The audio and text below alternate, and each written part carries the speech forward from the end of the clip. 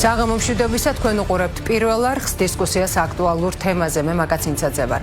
22 მარტს უდიდესი სიყვარულით, პატივისცემით, სრემლით და ერთობით იმ ქვეყნად გავაცილეთ სულიერი მამა, საქართველოს კათოლიკოს პატრიარქი მცხეთა თბილისის მთავარეპისკოპოსი ბიჭვინთისა და ცხუმ-აფხაზეთის მიტროპოლიტი, უწმიდესი და უნეტარესი ილია მეორე. რა თქმა უნდა, კიდევ ერთხელ მთელ საქართველოს პირველი არხი და დარწმუნებული ვარ, რომ ჩვენი სტუდიის სტუმრები შემოგვიერთდებიან ამ მისამძიმრებაში და ვიზიარებთ აი ამ წუხარებას, ამ უდიდეს დანაკარგს, შეიძლება რომ ასეთ ითქვას.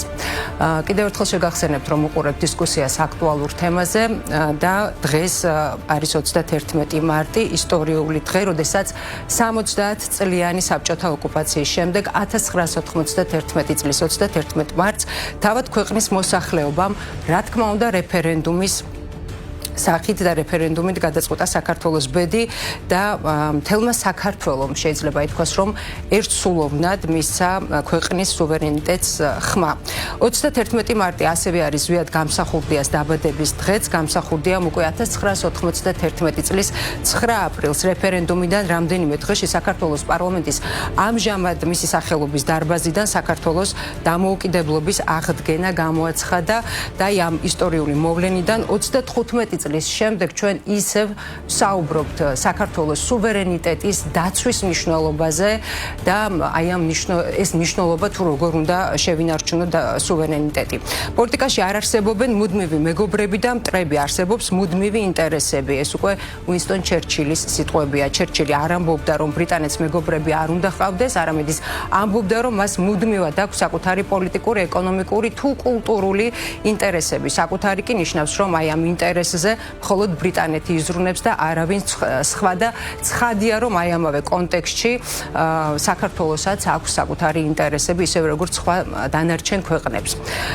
31 მარტს 2026 წლის 31 მარტს უკვე ისევ საუბრობ თემაზე სახელმწიფო სუვერენიტეტი და საერთაშორისო პოლიტიკა და ამჯერად ჩვენი სტუდიის სტუმრები არიან ბექა ნაცვლიშვილი, ნიკა ჩიტაძე, ჯონდი ბაღათურია, ამირან სალუქაძე. მოგესალმებით ბატონებო, ძალიან დიდი მადლობა იმისთვის, რომ ხართ დღეს ჩვენთან სტუდიაში სტუმრად. საქართველოში ფაქტი არის ის, რომ არიან პოლიტიკური ჯგუფები და პოლიტიკურად მოტივირებული არასამთავრობო ორგანიზაციები, რომლებიც არ ცნობენ, რასაც ვუყურებთ არჩევნების შედეგებს, ასევე სხვადასხვა მიზეზით არ მოსწონთ მოქმედი ხელისუფლება და მათ მიზანს ნებისმიერი მეთოდით ხელისუფლების შეცვლა წარმოადგენს. პარალელურად საზღვარგარეთაც არიან პოლიტიკოსები, რომლებიც ასევე ამბობენ, რომ საქართველოს ყავს ცუდი ხელისუფლება და მის შესაძლებლად შეიძლება ითქვას, რომ აკეთებენ ყველაფერს, მოუწოდებენ საქართველოს მოქალაქეებს მმართველი გუნდის წინააღმდეგ მოქმედებისკენ, ეხმარებიან, აფინანსებენ ხელისუფლების შეცვლაზე ორიენტირებულ პოლიტიკურ ჯგუფებს და ასევე NGO-ებს და ასე შემდეგ. გვესმის არაერთი განცხადება, ვხედავთ მათ შორის საპროტესტო აქციებზეც. ამის პასუხად რა ხდება? მმართველი გუნდი ამ შემთხვევაში და პარტია იღებს კანონებს, რომელიც გარეძალებს საქართველოს საშინაო საქმეებში ჩარევის საშუალებას უზღუდავს და შეიძლება ითქვას, რომ ქართულ პოლიტიკაში ეს საკითხი არის ერთგვარად წყალგამყოფიც კი. როგორ ფიქრობთ, ბექა, მოდი თქვენგან დავიწყებ, როგორ ფიქრობთ, უნდა გქონდეს თუ არა გარეძალებს საქართველოს შიდა საქმეებში ჩარევის უფლება, როგორ უყურებთ, ძალიან მოკლედ რომ მიპასუხოთ საწყის ეტაპზე, მათ შორის ხელისუფლების ფორმირების საკითხში უნდა გქონდეთ თუ არა ჩარევის უფლება?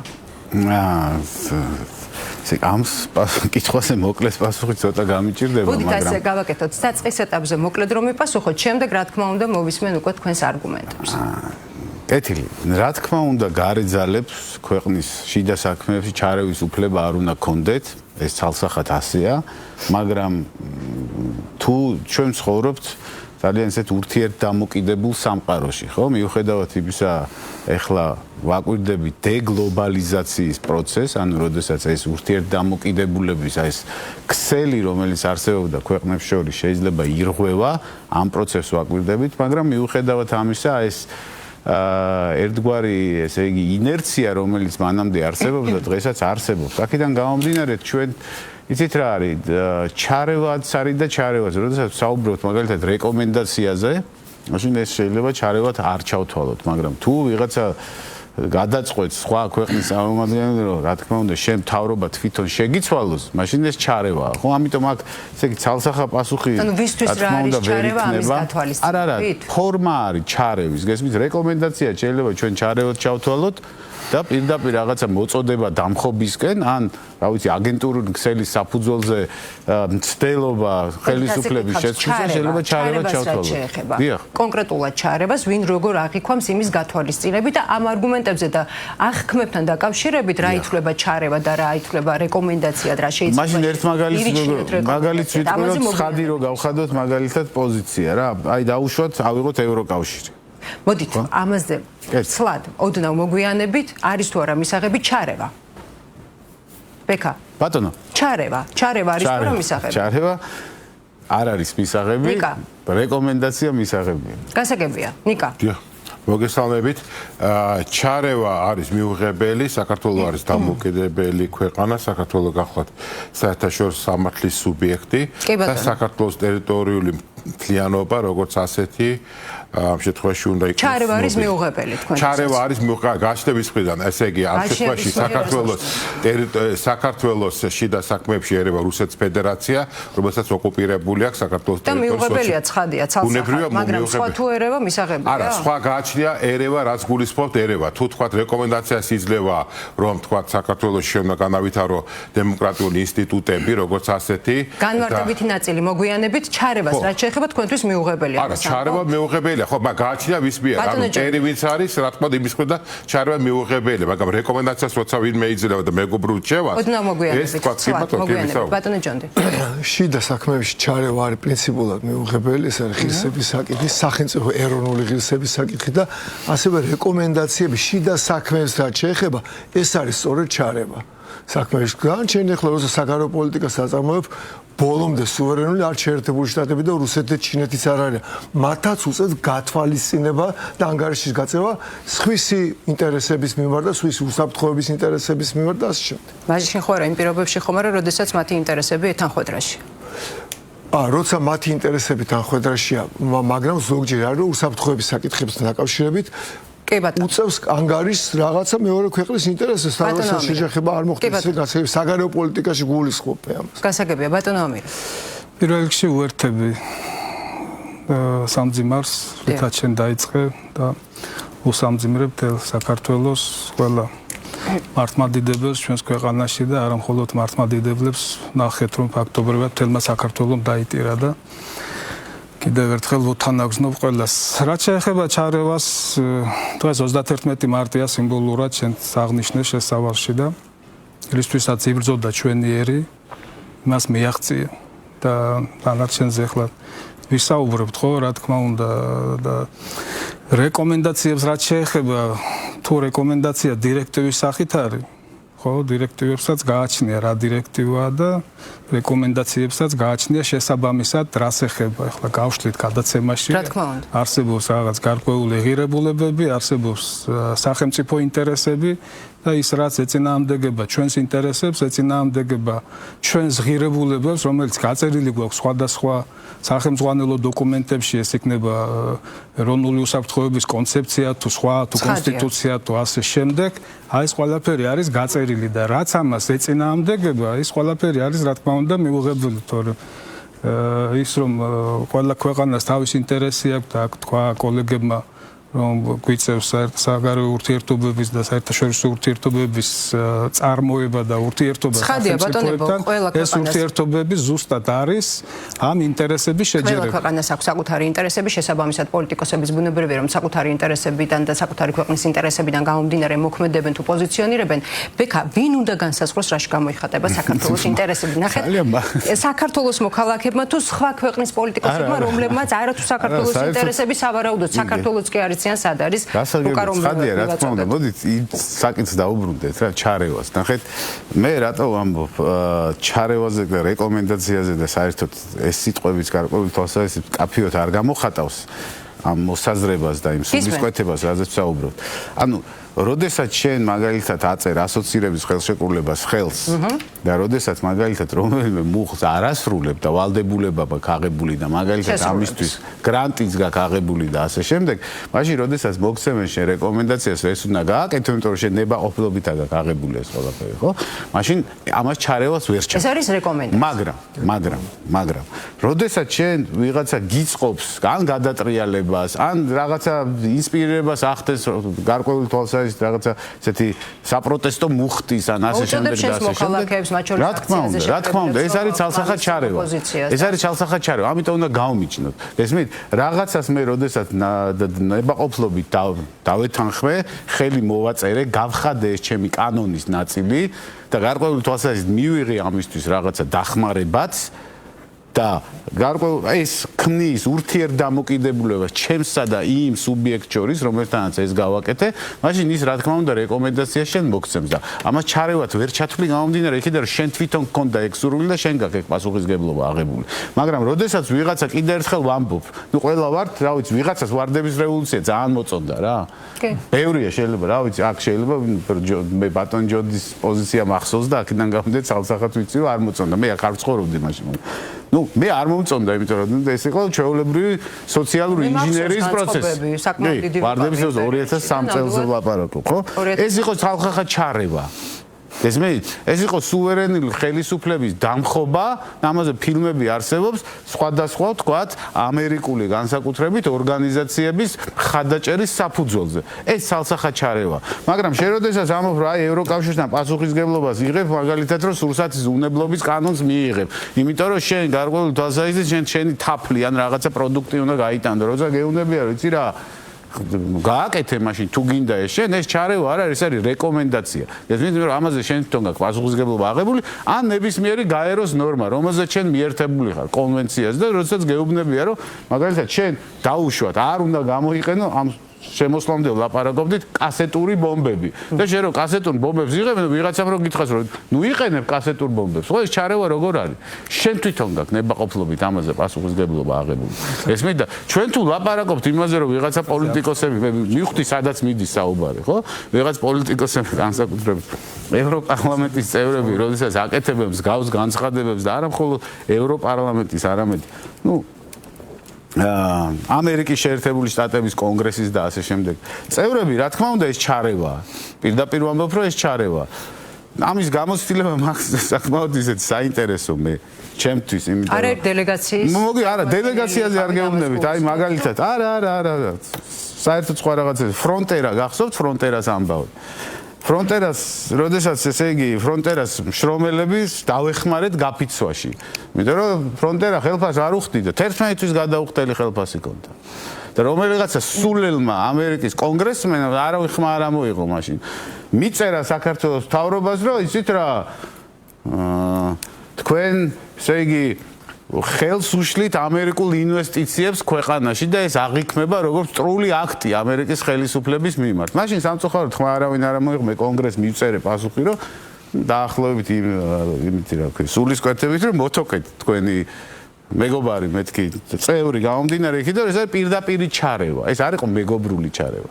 გესმით? აქედან გამომდინარე ეს ჩარევები უნდა გავმიჯნოთ ერთმანეთსგან. რომელია ჩარევა და რომელია რეკომენდაცია და რომელია კეთილგანწყობილი ქვეყნის მიმართ და შეიძლება ხელისუფლება არ მოგწონდეს იმ ქვეყნის, მაგალითად, რომელსაც შენ მეგობრად აღიქვამ, მაგრამ შენ არ აქვს უფლება ჩარევის ამაში. ესმით? ეს ძალიან ესეთი მრავალწახნაგოვანია და მრავალშრიანია ეს ყველაფერი. მათ შორის რეკომენდაციები მაშინ აქვე კითხავთ, მათ შორის რეკომენდაციებზე, როდესაც არის საუბარი, მაგალითად საფრანგეთმა არაერთხელ გამოთქვა შეშფოთება, როდესაც ამერიკა მიუთითა გარკვეულ საკითხებზე და იგივე რეკომენდაციები. ისრაელი, რომელიც ამბობს, რომ ეს არის გარკვეული განაცხადებები, როდესაც მათი კანონების შეცვლაზე თუ არ მიღებაზე არის საუბარი, ეს არის ჩარევა. აი ამ მოცემულობაში რა ხდება? ესეც შეიძლება რომ აღუდგა ჩარევა. როდესაც იგივე კანონებზე არის საუბარი. ეროვნული კანონმდებლობა არის ცალსახად ქვეყნის სუვერენული საქმე. ჩვენ სუვერენიტეტს რაღაცა ესე უნდა შევხედოთ. ნახეთ, ჩვენ სუვერენიტეტს უყურებთ მხოლოდ და მხოლოდ პირდაპირ გითხრათ გულწრფელად, აი რაც დისკუსიას ვაკვირდები ხოლმე ზოგადად, არა აქ ამ სტუდიაში, არამედ ზოგადად უყურებთ ხოლმე როგორც რაღაცა საგარეო ძალების ჩარევა ქვეყნის შიგნით. სუვერენიტეტს სხვა განზომილებაც აქვს. სუვერენიტეტი არის დემოკრატია. დემოკრატიის გარეშე სუვერენიტეტი არ არის, იმიტომ რომ სუვერენი არის ხალხი. ამ შემთხვევაში, გესმით? აქედან გამომდინარე ხშირად ხდება ხოლმე ეს ადრედაც იყო ამაზე საუბარი 2005 წელს გაეროს ერთ-ერთ კონფერენციაზე, რომელიც იყო საკმაოდ წარმომადგენლობითი და მნიშვნელოვანი, რეკომენდაციაც კი შეიმუშავეს, მაგალითად თუ ქვეყანა ადამიანის უფლებებს არ ღვევს და იქ სალსახად ირღვევა ადამიანის უფლებები, შეიძლება ჩავერიოთ თუ არა. მაგრამ მე პირდაპირ გეტყვით, გარკვეული თვალსაზრისით ის რომ შენ რომელიმე ქვეყანაში აკვირდები, რომ ჰუმანიტარული კატასტროფა ხდება, იმიტომ რომ ხელისუფლება საკუთარ სუვერენს, რომელიც არის უზურპაციას ახდენს ხელისუფლების და ჩაგრავს საკუთარ ხალხს, ამ შემთხვევაში შენ მართლაც ჰუმანიტარული პერსპექტივიდან გამომდინარე შეიძლება ჩაერიო, მაგრამ სამწუხაროდ ჩვენ რა ჩარევებსაც ვხედავთ. და სოფლიოში აი ამ ჩარევების რა გამოცდილებაც გვაქვს, პირიქით მეტყველებს. აი მაგალითად ამერიკის შეერთებული შტატების შეჭრა ლიბიიდან დაწყებული ერაყში, სირიაში და ასე შემდეგ. ეს პირდაპირ ინტერვენციონიზმია. თან პირდაპირ ტრამპი იმიტომ მომწონს რომ გაცხადებულად ამბობს ყველაფერს, რომ ნავთობისთვის შედის იმაში და არა ეხა რაღაცა იქ ადამიანის უფლებები დაიცვას და ასე შემდეგ. საკუთარი ინტერესებიდან გლობის გათვალისწინებით. ინტერესები არა, მე ნახეთ რას ვამბობ, შენ ამ ნაბის დგამ იმ მოტივით, რომ თითქოს ჰუმანიტარული ინტერვენციას ახდენ, იმიტომ რომ იქ ხალხი იღუპება და მთავრობას უზურპირებულია. იცით ეს როგორი დამოკიდებულებაა? გარკვეული თვალსაზრისით ეს არის ძალიან კოლონიალისტური დამოკიდებულება რატოა გეტყვით რა? გამომდინარე იქიდან რომ ნახეთ ზოგადად განსაკუთრებით ამერიკის შეერთებული შტატები ასე უყურებდნენ სამყაროს ძალიან ევროცენტრისტულად, მიუხედავად ევროცენტრიზმის კრეფსისი სიტყვა ამერიკასაც ეხება რა თქმა უნდა, ხო? რაც გულისხმობს ეს, რომ ადამიანებს, რომლებიც იქ ცხოვრობდნენ, აღიქვამდნენ ხშირ შემთხვევაში როგორც რაღაცა ჩვეულებრივ მასას, რომელსაც არაფრის უნარი, არაფრის საშუალება არ აქვს და ისინი უნდა ჩარეულიყვნენ აუცილებლად, იმიტომ რომ მიუხედავად ის ამ ადამიანებს სურდათ, არ სურდათ უმრავლესობას წარმოადგენენ, რომელსაც ხელისუფლების შეცვლა უნდა და თუ უმცირესობას, მათ უნდა გაეკეთებინათ ეს, მაგრამ მოტივი, გაცხადებული მოტივი ერთი იყო ჰუმანიტარული ინტერვენცია და მეორე იყო შესაბამისად ნამდვილი მოტივი, რომ თქვათ იქ ახლო აღმოსავლეთი იქნება თუ ამ შემთხვევაში ვენესუელა, როგორც არის, რომ მათი კაპიტალისტური ინტერესები დაეკმაყოფილებინათ. გესმით? ამიტომ ეს ჩარევა მართლაც ისეთია მრავალწახნაგოვანი, სუვერენიტეტი ძალიან მრავალწახნაგოვანია თავის ხასიათით. ეგ სიტყვა და რა ვიცი, ეს იყო ჩემი მოსაზრება. საქართველოში არსებულ მოცემულობაზე და იმ განცხადებებზე და პოზიციებზე, რა პოზიციებითაც მაგალითად გარე აქტორები თუ პოლიტიკოსები თუ ლიდერები ამა თუ იმ ქვეყნის პოზიციონირებენ საქართველოსთან მიმართებაში. ნიკა, ჩვენ ვხედავთ, რომ თავდასავლური სამყარო განიცდის საკმაოდ მნიშვნელოვან ყევებს ხშირ შემთხვევაში არა თუ ერთიანი აღარ არის, არამედ არის დაპირისპირებული იგივე ნატოსთან მიმართებაში შეგვიძლია გავიხსენოთ განცხადებები, ნატოს მომავალთან დაკავშირებით არსებული სკეპტიციზმის, რუსეთთან ურთიერთობის გადატვირთვასთან დაკავშირებით და სხვათა შორის მასთან ურთიერთობის პერსპექტივაზე გაკეთებული განცხადებებიც კი ამა თუ იმ ევროპელი ლიდერის, ამერიკის მიმართ იცვლება ევროპის დამოკიდებულება და ეს პროცესები ისევ ქვეყნის ინტერესებიდან გამომდინარე ხდება ცხადია და გამომდინარეობს. როდესაც საზოგადოების ნაწილი საქართველოში ამ შემთხვევაში ამბობს, რომ ჩვენ უპირობოდ უნდა შევასრულოთ სხვების რეკომენდაციები. საინტერესო არის ვინ იგულისხმება მაგალითისთვის. აი მოსკოვის მექანიზმზე რომ ვისაუბროთ, ის 24 ქვეყანა, რომელმაც მხარი დაუჭირა მოსკოვის მექანიზმის ამოქმედებას, თუ ის 22 ქვეყანა, რომლებმაც წინააღმდეგ მისცეს ხმა და ჩვენ უნდა ვიცხოვროთ თქვა საკუთარი პოლიტიკური დღის წესრიგით თუ დავუჯეროთ მაგალითისთვის ბალტიისპირა პოლიტიკოსებს. მადლობა შეკითხვისთვის. როდესაც ჩვენ საუბრობთ ჩარევაზე, პირველ რიგში პასუხი უნდა მოთხოვთ ვის? ოკუპანტ ქვეყანას, რუსეთს. რუსეთი ერევა საქართველოს შიდა საქმეებში. გარდა იმისა, რომ საქართველოს ოკუპირებული აქვს საქართველოს ორი ისტორიული რეგიონი, ანუ აფხაზეთი და ყოფილი სამხრეთ ოსეთის ავტონომიური ოლქი. რა სიტყვის რუსეთი, თუნდაც აი ჟენევის მოლაპარაკების ფარგლებში. ხო, საქართველოს ხო ცდილობს თუნდაც დღევანდელი ხელისუფლების პირობებში რომ აწარმოოს დიალოგი რუსეთის ფედერაციასთან, ხო? და რა სიტყვის აპასუხოთ რუსეთი, ხო? რუსეთი ითხოვს, რომ თურმე საქართველოს უნდა მოაწოროს ხელი თავდაუსხლობის შესახებ ხელშეკრულებას აფხაზეთთან და ეგრეთ წოდებულ სამხრეთ ოსეთთან. რა ვალდებულია საქართველოს? მაშინ გამოიხატება, რომ ხელისუფლება ცდილობს რუსეთთან მოლაპარაკების წარმოებას. არა, ხელისუფლება ცდილობს არა, კი არ ვამტყუნებ, ხა ჟენევის ფორმატი არის და წინა ხელისუფლებაც მონაწილეობდა ხო ჟენევის ფორმატში? ხელისუფლება მახსოვს, კი ბატონო, დღევანდელი ხელისუფლება ჟენევის ფორმატში კი არ ვამტყუნა, ამ შემთხვევაში არ ვამტყუნა. არა, ამ შემთხვევაში არ ვამტყუნა. არა, განკუთვნების კონტექსტში არ გულისხმობ. არა, მე გეტყვით, კი. რუსეთი ხო ითხოვს, რომ საქართველოს უნდა მოაწოროს სახელმწიფომ რა, თქვა დღეს, თქვა ქართული ოცნება ხელისუფლებაში სხვა იქნება, ხო? გუშინ სხვა იყო, თქვა ნაცმოძრაობა, მაგრამ ხო ითხოვს რუსეთი, ითხოვდა და ითხოვს რას? რომ საქართველოს თურმე უნდა მოაწოროს ხელშეკრულებას თავდაუსხლელობის შესახებ ვისთან? აფხაზეთთან და ეგრეთ წოდებულ სამხრეთ ოსეთთან. ბოდიში მომხდოვია, მაგრამ რავალდებულია საქართველოს თუნდაც დღევანდელი ხელისუფლების პირობებში, რომ ხელი მოაწეროს. ხო, ხელი მოაწეროს. არა, ხო, კი ბატონო, კი. არა, ხო, მაგრამ გააჩნია, ხო, ერთ ქვაბში ვერ მოხარჯვათ, იმიტომ რომ კი ბატონო, საქართველოს არ არის ვალდებული, როგორ აფხაზეთთან რა უნდა მოაწოროთ ხელი თავდასხმელად შეცვალა. აფხაზეთი არის საქართველოს შემადგენელი ნაწილი, რაც განსაზღვრულია 1995 წლის 24 აგვისტოს მიიღებულ საქართველოს კონსტიტუციაში, სადაც წერია, რომ კი ბატონო, აფხაზეთის ავტონომიური რესპუბლიკა, აჭარის ავტონომიური რესპუბლიკა საქართველოს შემადგენლობაში, რაც შეეხება ეგრეთ წოდებულ სამხრეთ ოსეთს, არ არის განსაზღვრული საქართველოს კონსტიტუციაში, მაგრამ შესაძლებელია შემდგომში სხვა სტატუსის განსაზღვრას ერთიანი საქართველოს ფარგლებში, კი ბატონო. რუსეთი რომ არ უნდა ერეოდეს არ უნდა ერეოდეს. საქმეებში ცხადია, არ უნდა ერეოდეს. მაგრამ ფაქტია რომ ერევა. არა, ერთი წუთი ნიკა არ გაწყვეტნე. რუსეთზე რუსეთი კი არა, რუსეთი ოკუპანტია, კი. ჩარევა ერთია თორე. პირველი მაგალითი ამ შემთხვევაში რუსეთი იქნებოდა კი, ჩემ შემთხვევაში და სხვა შემთხვევაში. აქ ჩვენ ოკუპაციაზე თუ ვლაპარაკობთ, მაშინ ვისაუბროთ ოკუპაციაზე. ნიკას კი არ ვაწყვეტნე. არა, კი. მოდით პირდაპირ კითხავთ ნიკა მაშინ, როდესაც ევროპელი მაღალჩინოსნები იქნებიან, პოლიტიკური აქტორები იქნებიან, ითხოვენ ხელისუფლების წარმომადგენლები საკანონმდებლო ორგანოს და დეპუტატების მხრიდან კონკრეტული საკანონმდებლო რეგულაციების თუ კანონების გაუქმებას არის ეს ჩარევა? არა, ეს არა ჩარევა, ეს არის რეკომენდაცია, რატო? იმიტომ რომ ევროკავშირი არის საქართველოს მეგობარი.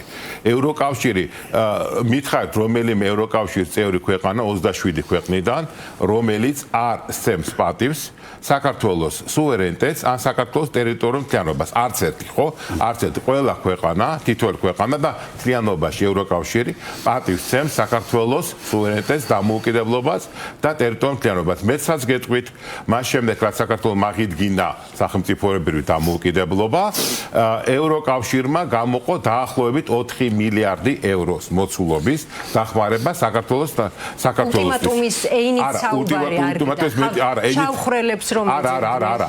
კი ბატონო. მათ შორის უკაცრავად საქართველოში მოქმედი კანონების გვერდის ავლას რომ ცდილობენ და ამ განცხადებას თავად აკეთებენ. არა, კანონები რომელი არის? რომ ჩვენ მოვახერხებთ მაინც გვერდის მოქმედი კანონების გვერდის ავლით NGO-ების არასამთავრობო ორგანიზაციების დაფინანსება. არა, კი ბატონო. ჯესეთი არასამთავრობო ორგანიზაციები. მათ შორის 4 ოქტომბრის აშენდგარი დამხობა და მხარდაჭერა გამოუცხადეს. კი ბატონო, რაც შეეხება თუნდაც ახლა როდესაც საუბარი არასამთავრობო ორგანიზაციებს თქვენ რასაც ზანეთ ხო NGO-ებზე ხო? ანუ ქართულ ტერმინს ბოდიშს მოხდით რომ გამოვიყენოთ ხო? არასამთავრობო ორგანიზაცია ხო? არასამთავრობო ორგანიზაცია როგორც ასეთი პირიქით თქვა ხო? ჯესეთი არასამთავრობო ორგანიზაციები თავის მხრივ თქვა აკრიტიკებდნენ წინა ხელისუფლებას 2012 წლის არჩევნებამდე ხო? ახალგაზრდა იურისტთა ასოციაცია გნება თუ თქვა ამათ იმ ქვეყნის პოლიტიკოსი საპროტესტო აქციაზე რომ გამოჩნდება ეს არ არის ჩარევა? არა.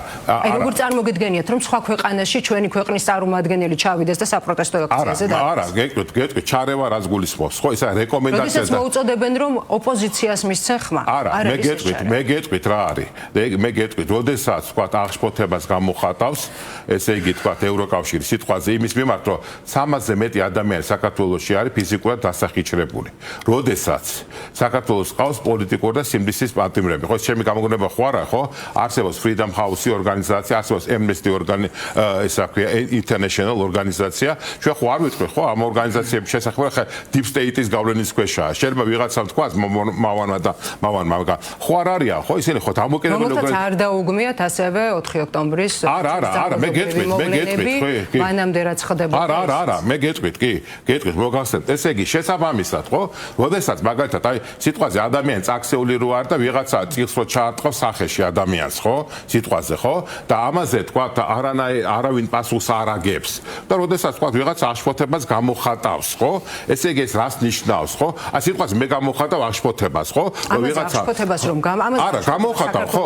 არა, გამოხატავ, ხო? საქართველოს მოქალაქეებსაც გასისხლიანებულები რო არიან და ციხეში რო შედან უდანაშაულო ადამიანები და აი პირადად მე გამოვხატავ აღშფოთებას. ეს ნიშნავს რომ რა, რომ ესე იგი მე ხელისუფლების დამხობა მინდა, მე მინდა რაღაც გადატრიალება, მე რაღაცა, ანუ მე უბრალოდ გამოვხატავ ესე იგი აღშფოთებას, აი თქვა ევროპელ კოლეგებთან ერთად, ამერიკელ კოლეგებთან ერთად იმ პროცესების მიმართ, რომელიც საქართველოში მიმდინარეობს. ხო, როდესაც ადამიანს აჯარიმებენ, როდესაც ადამიანს აპატიმრებენ ტროტუარზე დგომის გამო, ეს აღშფოთება, მეორე არის სანქცირების პოლიტიკა, ულტიმატუმის არა, სანქცირება ესე იგი ვის მიმართ, ხო? გახსენებთ ბატონ ნიკა, როდესაც საუბარი იყო გერმანიის ელჩის მხრიდან, ხო, რამდენადაც მახსოვს, რომ სანქცირების მეორე პაკეტში უნდა ჩამჯდა, შემდეგ უკვე მოვისმინეთ განცხადება, რომ ეს მხოლოდ და მხოლოდ აღქმებზე იყო საუბარი და ფაქტები არ ეჭირათ ხელში. აი ეს რა ტიპის პოლიტიკა არის მაშინ საქართველოს თანამდებობაში? ფაქტები, რომ როდესაც იგივე არასამთავრობო ორგანიზაციები უკაცრავად სხვადასხვა ქვეყნის პოლიტიკოსები, საგარეო საქმეთა მინისტრებს ვხედავდით პირდაპირ საპროტესტო აქციაზე, რუსეთის გამზირზე, როდესაც ისინი მოუწოდებდნენ ოპოზიციურად განწყობილ მოქალაქეებს და სხვა დანარჩენებსაც გამოსულიყვნენ აქციაზე, მიეცათ ხმა ოპოზიციისთვის. ეს არ არის ქვეყნის შიდა საქმეებში ჩარევა, როდესაც ელჩს ვხედავთ იგივე თუნდაც სასამართლო პროცესზე. კი ბატონო, კარგი, წინასწარ მინდა ძალიან დიდი მადლობა გადაგიხადოთ იმის გამო, რომ თქვა მომეცემ შესაძლებლობა, რომ ჩემი მოსაზრება გამოვხატო და მიმართო ჩემს თანამოქალაქეებს. ესე იგი, მადლობა წინასწარ და მინდა გითხრათ შემდეგი ამ შემთხვევაში, ხო?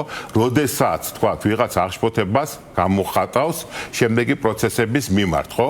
როდესაც თქვა 300-ზე მეტი ადამიანი არის დასახიჩრებული, როდესაც 100-ზე მეტი ადამიანი ზის ციხეში, ჩვენი თანამოქალაქე, რომელთაც ყავთ თავიანთი, ესე იგი, ოჯახები, ხო? ჩვენ ხო საუბრობთ ოჯახურ ღირებულებებზე, ქრისტიანულ ღირებულებებზე, ხო?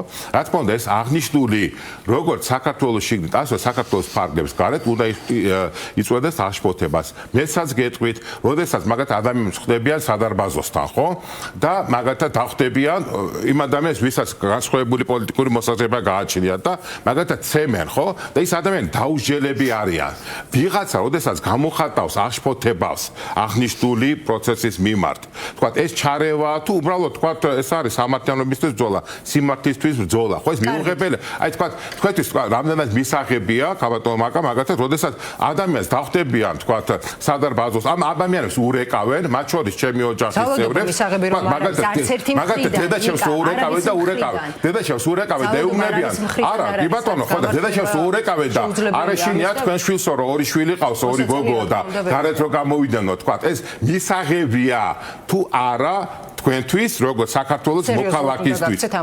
არა, შეიძლება რომ მისაღები იყოს. არა, ხო მისაღები. შესაბამისად, ანუ ეს არ არის ჩარევა, ეს არის რეკომენდაცია და აღშფოთება, როგორც ასეთ. არ უნდა დაურეკონ და არ უნდა იყოს. არ უნდა დაურეკონ. ანალოგიურად უნდა დაგმონ თუ არა 4 ოქტომბრის 4 ოქტომბრის კი, 4 ოქტომბრის ეხა თუ თქვათ, ესე იგი. ამ მოცემულობაზე საუბრობთ, რომ ეს მოსაწონი არ არის და ამასთან დაკავშირებით მათ შეუძლიათ აღშფოთების გამოხატვა.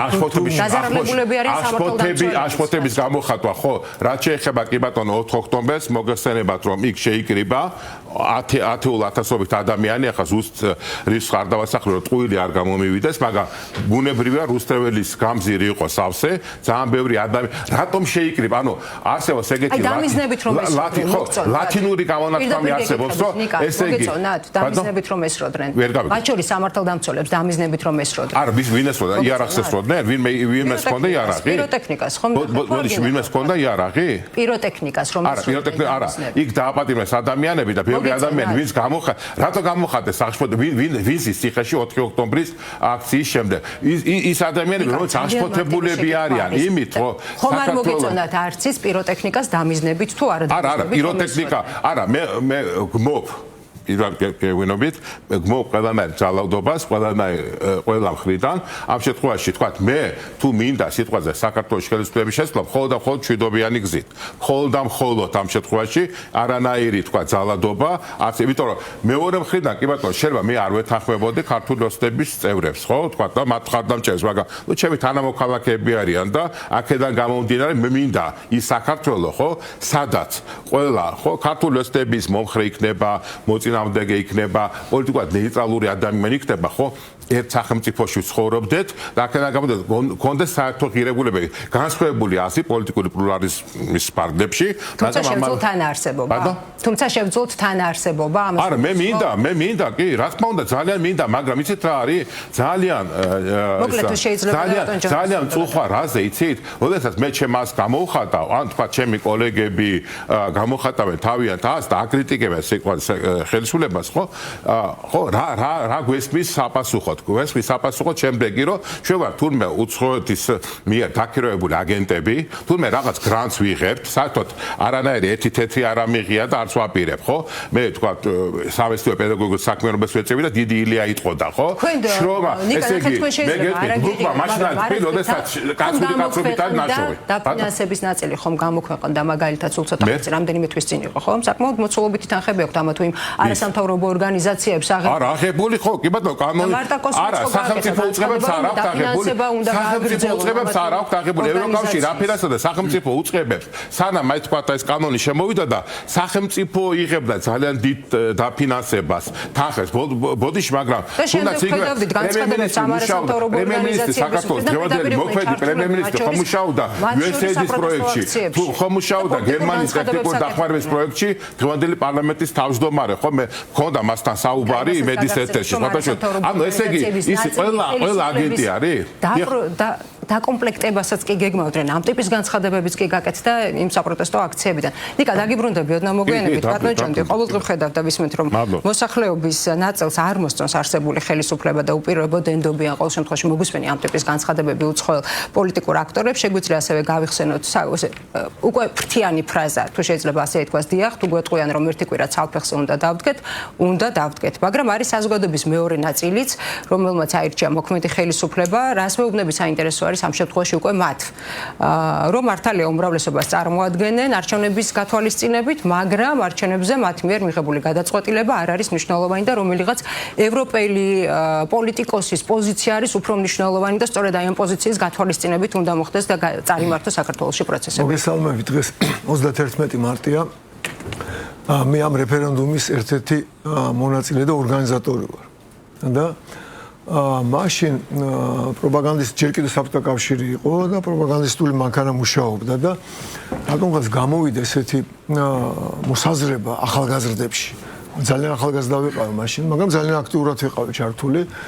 რომ აი მაშინ მონაწილეობა არჩევნებში მონაწილეობა ეს რაღაცა ბოდიში, მაგრამ ნუ არა არის ესეთი საქციელი რა მოკლედ არას მებიჭური ხო რაღაც ასეთ ხო ბავშვური ხო ესე ხო და მე ესე იგი ძალიან აქტიური ვიყავი და მე ვამობთ რომ რაღაც სულ სიტყვას ხმარობდნენ ასეთიაო ესო არა ისეთი არისო და მოკლედ პირიქით თქვენ ახართ ასეთები ვინც ამას ამბობთ იმიტომ რომ ჩვენი ქვეყნის თავისუფლებას ეხებოდა. და იცი რა, საბჭოთა კავშირის დროს მე მახსოვს როგორ იყო საბჭოთა კავშირი, ну აი საკადრო პოლიტიკას რო გადავხედოთ, მოსკოვთან უნდა შეთანხმებული იყო და მოსკოვიდან რეკომენდაციით ინიშნებოდა კგბ-ს კომიტეტის თავმჯდომარე, თავდაცვის მინისტრი და შინაგან საქმეთა მინისტრი. აი არავის არასდროს არც კი მოუკითხავს საბჭოთა მოსკოვში სოფლის მეურნეობის მინისტრად ვინვის დანიშნავდა ან რაღაც მაგალითად ეკონომიკის მინისტრად ან რომელიმე სხვა მინისტრად. ანუ საკადრო პოლიტიკაში ჩარევა იყო მხოლოდ ამ დონეზე, უსაფრთხოების და თავდაცვის დონეზე. დანარჩენი საქართველოს თავის სუვერენიტეტი ჰქონდა. რატო დავიწყე ახლა მე ამით? და არასდროს არავის არ უთქვას, თქვა რომელიმე პატიმარია ის გამოუშვის განთავისუფლე სასამართლოს თავმჯდომარედ ეს დანიშნიანი ვინმე დაინიშნოს რაიონული ან უმაღლეს საერთოდ ასეთი ჩარევები არ ხდებოდა. დღეს ევროკავშირი აი ხეს რეზოლუციებს ვხედავთ, სადაც პირდაპირ რომ მიხეილ სააკაშვილი უნდა გადაიყვანოს ჰუმანიტარული მიზნით და სამგეუბნები საბჭოთა კავშირის დროს რა ხდებოდა. ხო, არა, დღეს მაგალითისთვის გავიხსენე. ევროკავშირი ხწნის ბოლო სტადიაში იყო საბჭოთა კავშირი, სწორედ იმ ფაზაში არის შესული, ოღონდ ევროკავშირიდან ჩვენ ვხედავთ რას. მაგალითად სასამართლო რეფორმის, თუ გახსოვთ სასამართლო რეფორმის განხილვა. მივიდნენ ბოლოს იქამდე, რომ მოსამართლეებსო ეს დანიშნეო, იმასაც კი არ ამბობ, ჩვენ დავნიშნავთ. ანუ მივიდნენ იქამდე ამას მე გამოდიან პარლამენტის წევრებიც კი ამბობდნენ და არასამთავრობო ორგანიზაციები რომლებიც ახლა გრანტებით ფინანსდებიან ისე გამოდიან ამბობდნენ რომ უცხოელებმა დანიშნონ მოსამართლეები გავიხსენებ ვიოლა ფონ კრამონი გახსოვთ ხო? რა თქმა უნდა. ერთმა ახალგაზრდამ ერთ გადაცემაში კიდევ ვახსენა ეს ძალიან ხშირად უნდა ვახსენოთ. ერთმა ახალგაზრდამ ძალიან სამწუხაროა ჩაიდინა, მაგრამ და ამის გახსენება მიწევს მოლოტოვის კოქტეილი ესროლა პოლიციას და ცოცხლად წვავდა. მოუსწრეს ახლა ის და ჩააქრეს ეს. და იყო დაკავებული. ვიოლა ფონ კრამონი ევროკავშირის ევროპარლამენტის წევრი. იყო ჩამოსული აქ აქციაზე აი ამ ბიჭის ესე იგი მხარდასაჭერ და სიტყვა ასეთი რაღაც რომ ესე იგი კიო შეიძლება დანაშაული არ ჩადენილი, იმიტომ რომ ვიდეო ჩანს რა, გადაღებული იყო როგორ მოუკიდა კაცმა ბენზინი არ ბოც, რა ქვია, ცეცხლი და ესროლა ცოცხალ კაცს, პოლიციელს რა, რა მნიშვნელობა ვის? თუნდაც აი კრიმე დამნაშავეს რო ესროლა ადამიანმა, ესეც არ შეიძლება, ხო ამის გაკეთება. და ითხოვდა ამ პირის განთავისუფლება და განთავისუფლეს ეს პირი. სალომე იყო მაშინ ჩვენ და სამარცხინო პრეზიდენტი და სალომე ზურაბიშვილმა შეიწყალა. საფრანგეთში ახლა ის ერთ-ერთი მონაწილე ლაპარაკობდა 300 კაცით ასახიჩრებული და ასეთი იყო და ჩვენ ხედავდით რამდენი პოლიციელი იყო დასაჩხირებაში შეიძლება შეგვაქვს მე არ მახსოვს ციფრი, მაგრამ პოლიციელი უმძიმესი ჭრილობებით იყო, არც მომიტინგის დასახიჩრებაა კარგი, მაგრამ ახლა თავს როცა დაგესხმებიან ბოდიშმარა, კაი კედელს ესროლა კენჭი და უკან დაგიბრუნდება. ქმედება ისმის უკმედებას ის პოლიციას ახალგაზრდა კაცია და ბოც რო ეცვი და პიტარდას რო ეცვი და ცეცხლმას ბენზინიან ცეცხლს ხო გაუკიდე ისე უხურდას დაგიბრუნეს რა თქმა უნდა, ხო? ქუჩაში სასიხდება და ცხოვრებაში სასიხდება. საფრანგეთში ყვითელი ჟილეტების რევოლუცია თუ გახსოვთ, მოძრაობა რო იყო. ეს იყო მოძრაობა სოციალური მოთხოვნებით. იქ არავის დამხობას, არავითარ ჩარევა უცხო ქვეყნიდან და არაფერი არ ხდებოდა. 12,000 კაცი იყო დაზარალებული. პოლიციელების იყვნენ დაზარალებულები და 3,500 კაცი ყავდა დაპატიმრებული მაკრონის ხელისუფლებას და არც ერთ სახელმწიფოს ევროკავშირის არც ერთ ბიუროკრატს არ გაუკეთებია განცხადება, არ გაუპროტესტებია, რომ ეს გაანთავისუფლეთ, რატო არის ამდენი მსის ასე იგი პატიმარი და ასე შემდეგ. ანუ ეს ბიუროკრატიის დამოკიდებულება ჩვენს მიმართ. მათ მიაჩნიათ, რომ ჩვენ დამსახურება მინდა გითხრა სამარცხინოთ. ჩვენი სიცხვილია, ჩვენ თვითონ ვიქცეოდით ასე. როცა ჩვენ ასე ხელოვნურად შექმნილი ელიტა, აი ვარდების რევოლუციის მერე, ხო? აი სახელმწიფოს მოადგილე, რომელსაც თქვა, რომ საფეხზე უნდა ვიდგეთო. მე ორ შემთხვევას განვიხსენე, ეკრანზე გადიოდა ეს დავით ბერძენიშვილა და გიგა ბოკერიას ნათქვამს. რომ დავით ბერძენიშვილმა პირდაპირ თქვა, რომ და როგორ აგერვათ ბატონო აგენტებიო ამერიკის დაზვერვისო. იგივე თქვა გიგა ბოკერიამ რომ მოსულაო ამერიკის აგენტობა მოსულაო. ანუ ჩვენი ელიტის მორალი და ფსიქოლოგია არის დეგრადირებული. აი მოსემ 40 წელია ატარა ებრაელები და მაშაკე უდაბნოში. მოსეც კი ვერ შევიდა აღთქმულმიწაზე. და როგორ არის განმარტებული? მონობაში შეჩოულები ვინც იყვნენ, ისინი არ შევიდნენ 40 წელი, იმიტომ იარეს. მონობაში ნაცხოვრებიც იყვნენ და ეხლა ჩვენ მაგლოგიკით ეხლა მე ვცხოვრობდი საბჭოთა კავშირის დროს, რა ვიცი, თქვენ ცხოვრობდით, ხო? მაგრამ მე ვიბრძოდი ის რეფერენდუმის 31 მარტს, მე ვებრძოდი ამ საბჭოთა კავშირს. სკოლიდან ვებრძოდი ისტორიის მასწავლებელი დადიოდა დედაჩემს უყავდა ეუბნება და აგვიჭერენ შენს დაგიჭერენ და ისე რაღაცა ეს თავისუფლების წყურვილი ჩვენ ბავშვებიდან ქონდა. იმ სისტემამ, ის განათლების სისტემამ საბჭოთა კავშირის კოლონია ვიყავით, ხო? რეალურად თითქოს რესპუბლიკა გვერქვა, რაღაც კონფედერაციაზმის გავსი იყო. მაგრამ ნუ რეალურად სახელმწიფო სუვერენიტეტი არ ქონდა, ხო? მაგრამ განათლების სისტემა მე და ჩემი სტანები ის თაობა ვინც აი ზედ გამსახურდია იგივე და კოსტავა ჭანტურია ეროვნული მოძრაობის ლიდერი იმ განათლების სისტემამ აღზარდა ქართველებად იმ განათლების სისტემამ აღზარდა საბჭოთა კავშირის წინააღმდეგ მებრძოლებად და ჩვენი განათლების სისტემა აი განსაკუთრებით სრულად სამარცხინო სკოლიდან დაწყებული მაგრამ აი მაგალითად ილიაუნი ხო ნუ ახლა ილიაუნის პროფესორი რომ გამოდის და გეუბნება რომ გარედამოსული რეკომენდაცია უფრო მნიშვნელოვანია ვიდრე ხალხის და ერის გადაწყვეტილება შენი საკუთარი სახელმწიფოს ინტერესები. ჩვენ მაგალითად გთხოვდნენ შევერთებოდით სანქციებს რუსეთის წინააღმდეგ. და შეადარეთ ახლა რა 3 მილიონი ნახევარი ვართ, ხო? ნუ კაი 4 მილიონი ამბობს 4 ვარ, მას 3 მილიონი სტატისტიკის 3 მილიონი 600.000-მდე ვართ. ეხლა აქ დარჩენილი ქართველი, ნუ ემიგრაცია 3 კი ბატონო, ღმერთმათ რას, ეგ იყო და 5 ვიყოთ ნეტა. 6 მილიონი ნახევარი იყო, სხვათა შორის საბჭოთა კავშირი დაიშალა. და ინდოეთი მილიარდ ნახევარი. ჩვენზე იყო კოლოსალური ზეწოლა, რომ ჩვენ რუსეთის რუსული ხახსოვს, რუსული ნავთობი არ გვეყიდა, საწვავი არ შემოიტანოთ რუსეთის.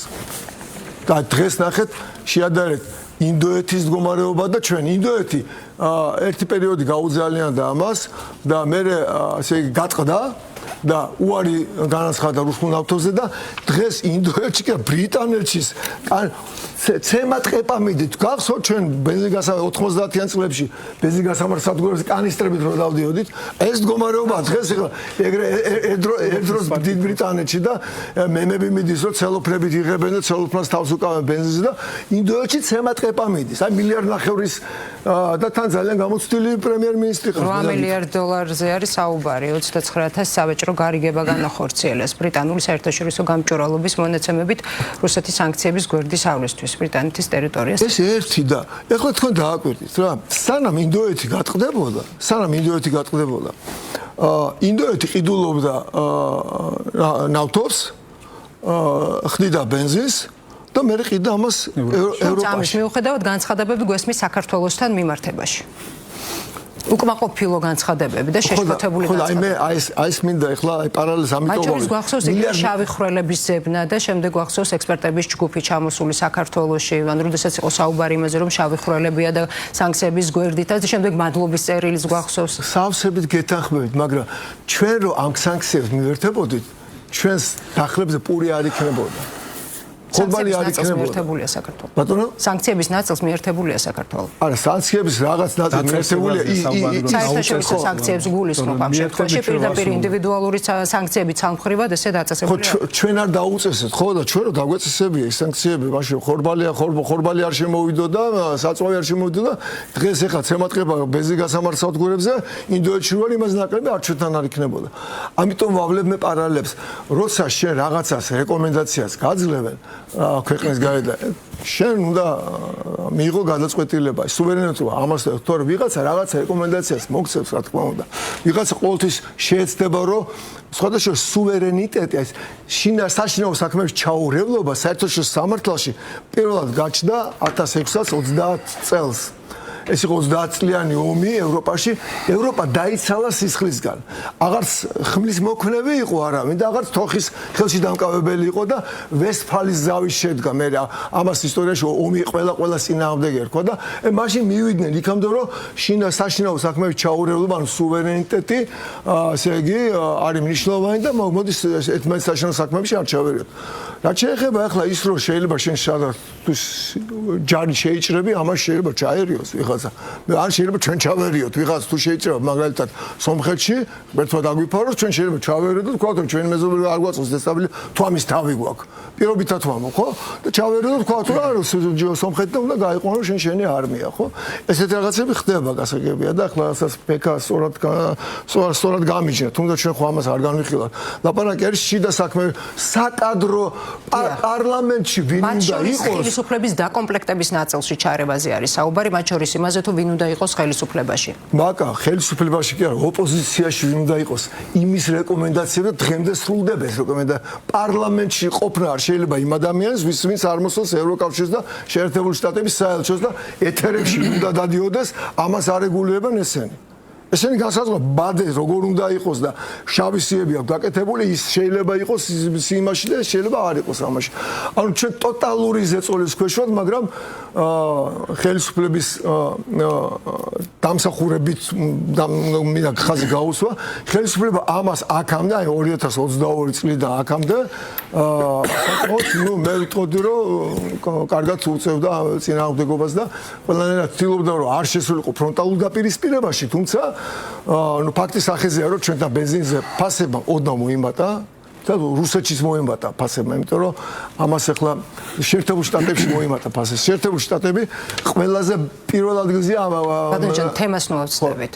არა, თემაზეც წარმოები პირველ ადგილზეა ავტობუსის ამოღებით. მაგრამ რადგან ფასმა სოფლიოში აიმან რაღაცა დოზით შეერთებულ შტატებში გაიზარდა, რუსეთში გაიზარდა, ჩვენთანაც გაიზარდა. მაგრამ ჩვენთან ბენზინზე ცემა ტყება არ ხდება. რატომ? იმიტომ ჩვენ სუვერენული გადაწყვეტილება მივიღეთ. არ დავემორჩილეთ მითითებას, რომ ჩვენ არ შემოგვეტანა და სხვადასხვა რუსეთმა ახლა გააკეთა განცხადება, რომ ის ქვეყნები, რომლებიც ჩვენგან ყიდულობდნენ ნავთობს, მიუხედავად ფასების ზრდისა, ჩვენ არ გაუძლით მათ და ისევე აგზავნებთ ჩვენთან ვაჭრობას ჩინეთთან და ყველა დანარჩენი ქვეყანას, რომელიც მათგან მარაგდებოდა და ერთის დასრულებისთვის. არა მარტო ჩვენ საქმეებში შეხედეთ რა ხდება უნგრეთის არჩევნებში. ტოტალური ჩარევა ხდება და ჩარევა ხდება არა ისე მარტო განცხადებების დონეზე, კიდევ ნავთობის ის გადაუკეტეს ეგრეთ წოდებული დრუჟბა არის ნავთოსადენი, რომელიც უკრაინაზე გადის, გადაუკეტეს და უნგრეთის ტერიტორიას და მანქანა გააჩერა უნგრეთის უშუალო სამსახურმა რაღაც 80 მილიონამდე ქეში იყო შეტანილი ოპოზიციური პარტიის და რა ჩვენთან ხდება? ეხლა უნგრეთში შეიძლება სუპერსახელმწიფო არ იყოს, მაგრამ ჩვენთან შედარებით რაღაცა უფრო დიდი სახელმწიფოა. ასე რომ ევროკავშირი თავის არსებობას ამ სახით ვეღარ გააგრძელებს. სრული ეს არის უბრალოდ დროის ამბავია. ან თუ ვინმე გამოჩნდა ხმარ როგორც საბჭოთა რო გამოჩენილიყო ვიღაცა ლიდერი, რომელიც ამის გადაფორმატირება შეძლებდა და უფრო ადეკვატურს გახდა, შეიძლება ის სახელმწიფო შენარჩუნებულიყო. აი ევროკავშირის თუ გამოუჩნდა მაგრამ არ ჩანს, ხო? ვიღაც ლიდერი, რომელიც ამას გადააფორმატებს, როგორც თავიდან იყო, მაშინ შეიძლება ჩვენთვისაც საინტერესო გახდეთ. ახლა ესეთი ევროკავშირი ქვია დილით ჩაი როგორ უნდა დალიო და ცოლმა ქმარს რამდენჯერ უნდა უთხრას გამარჯობა და რა როგორ უნდა ამას რო გასწავლის პირდაპირ გავასწავლიან ამას ხო და იგივე გრანტების კანონი შეერევა სასამართლო რეფორმა შეერევა. კი ბატონო. კარგით, ბატონო ამირან, უნდა გითხოთ აუცილებლად მოსკოვის მექანიზმთან დაკავშირებით, როდესაც რასაც უყურებთ, მსოფლიოს უკიდია ცეცხლი, უთომ შეიძლება ითქვას, რომ მოიცალა საქართველოსთვის ამოქმედა ეგრეთ წოდებული მოსკოვის მექანიზმი. შინაარსობრივ განხილვაში ამ შემთხვევაში არ შევიდეთ მოსკოვის მექანიზმის კონტექსტში, თუმცა აი ამ მექანიზმის ამოქმედებას 57 ქვეყნიდან მხარი დაუჭირა 24 ქვეყანამ, რომელთა დიდმა ნაწილმა სავარაუდოდ შეიძლება ითქვას და ვივარაუდოთ, რომ არც კი იციან სად არის საქართველო. 32 მხარი არ დაუჭირა. აი ამ პირობებში მაგალითისთვის რა უნდა ვქნათ? თუ პირობოდ უნდა შევასრულოთ აი ამ 24 ქვეყნის რეკომენდაცია, თუ უნდა გავითვალისწინოთ იმ 32 ქვეყნის რეკომენდაცია, რომელსაც მოსკოვის მექანიზმის ამოქმედებას მხარი არ დაუჭირა, თუ ზოგადად ამ ტიპის რეკომენდაციები არ უნდა გავითვალისწინოთ. პოზიცია როგორ? დანარჩენ საკითხებსაც შემიძლია ხო ისა? რა თქმა უნდა, ცხადია. ერთი მოსკოვის მექანიზმი ცალსახად არის უსამართლო. აი წარმოუდგენელია ჩვენ თუ ახლა შევადარებთ, როდის აუმოქმედებიათ ეს მექანიზმი, ჯერ აი ვიღაცის ფანტაზიაში ეს ხომ უნდა დაიბადოს, რომ სადღაც ეს აი დამტვერილ, აი ბოლო თაროზე რაღაც აქვს შემოდებული და აი მას რომ საქართველოსთან მიმართებით აამოქმედებ.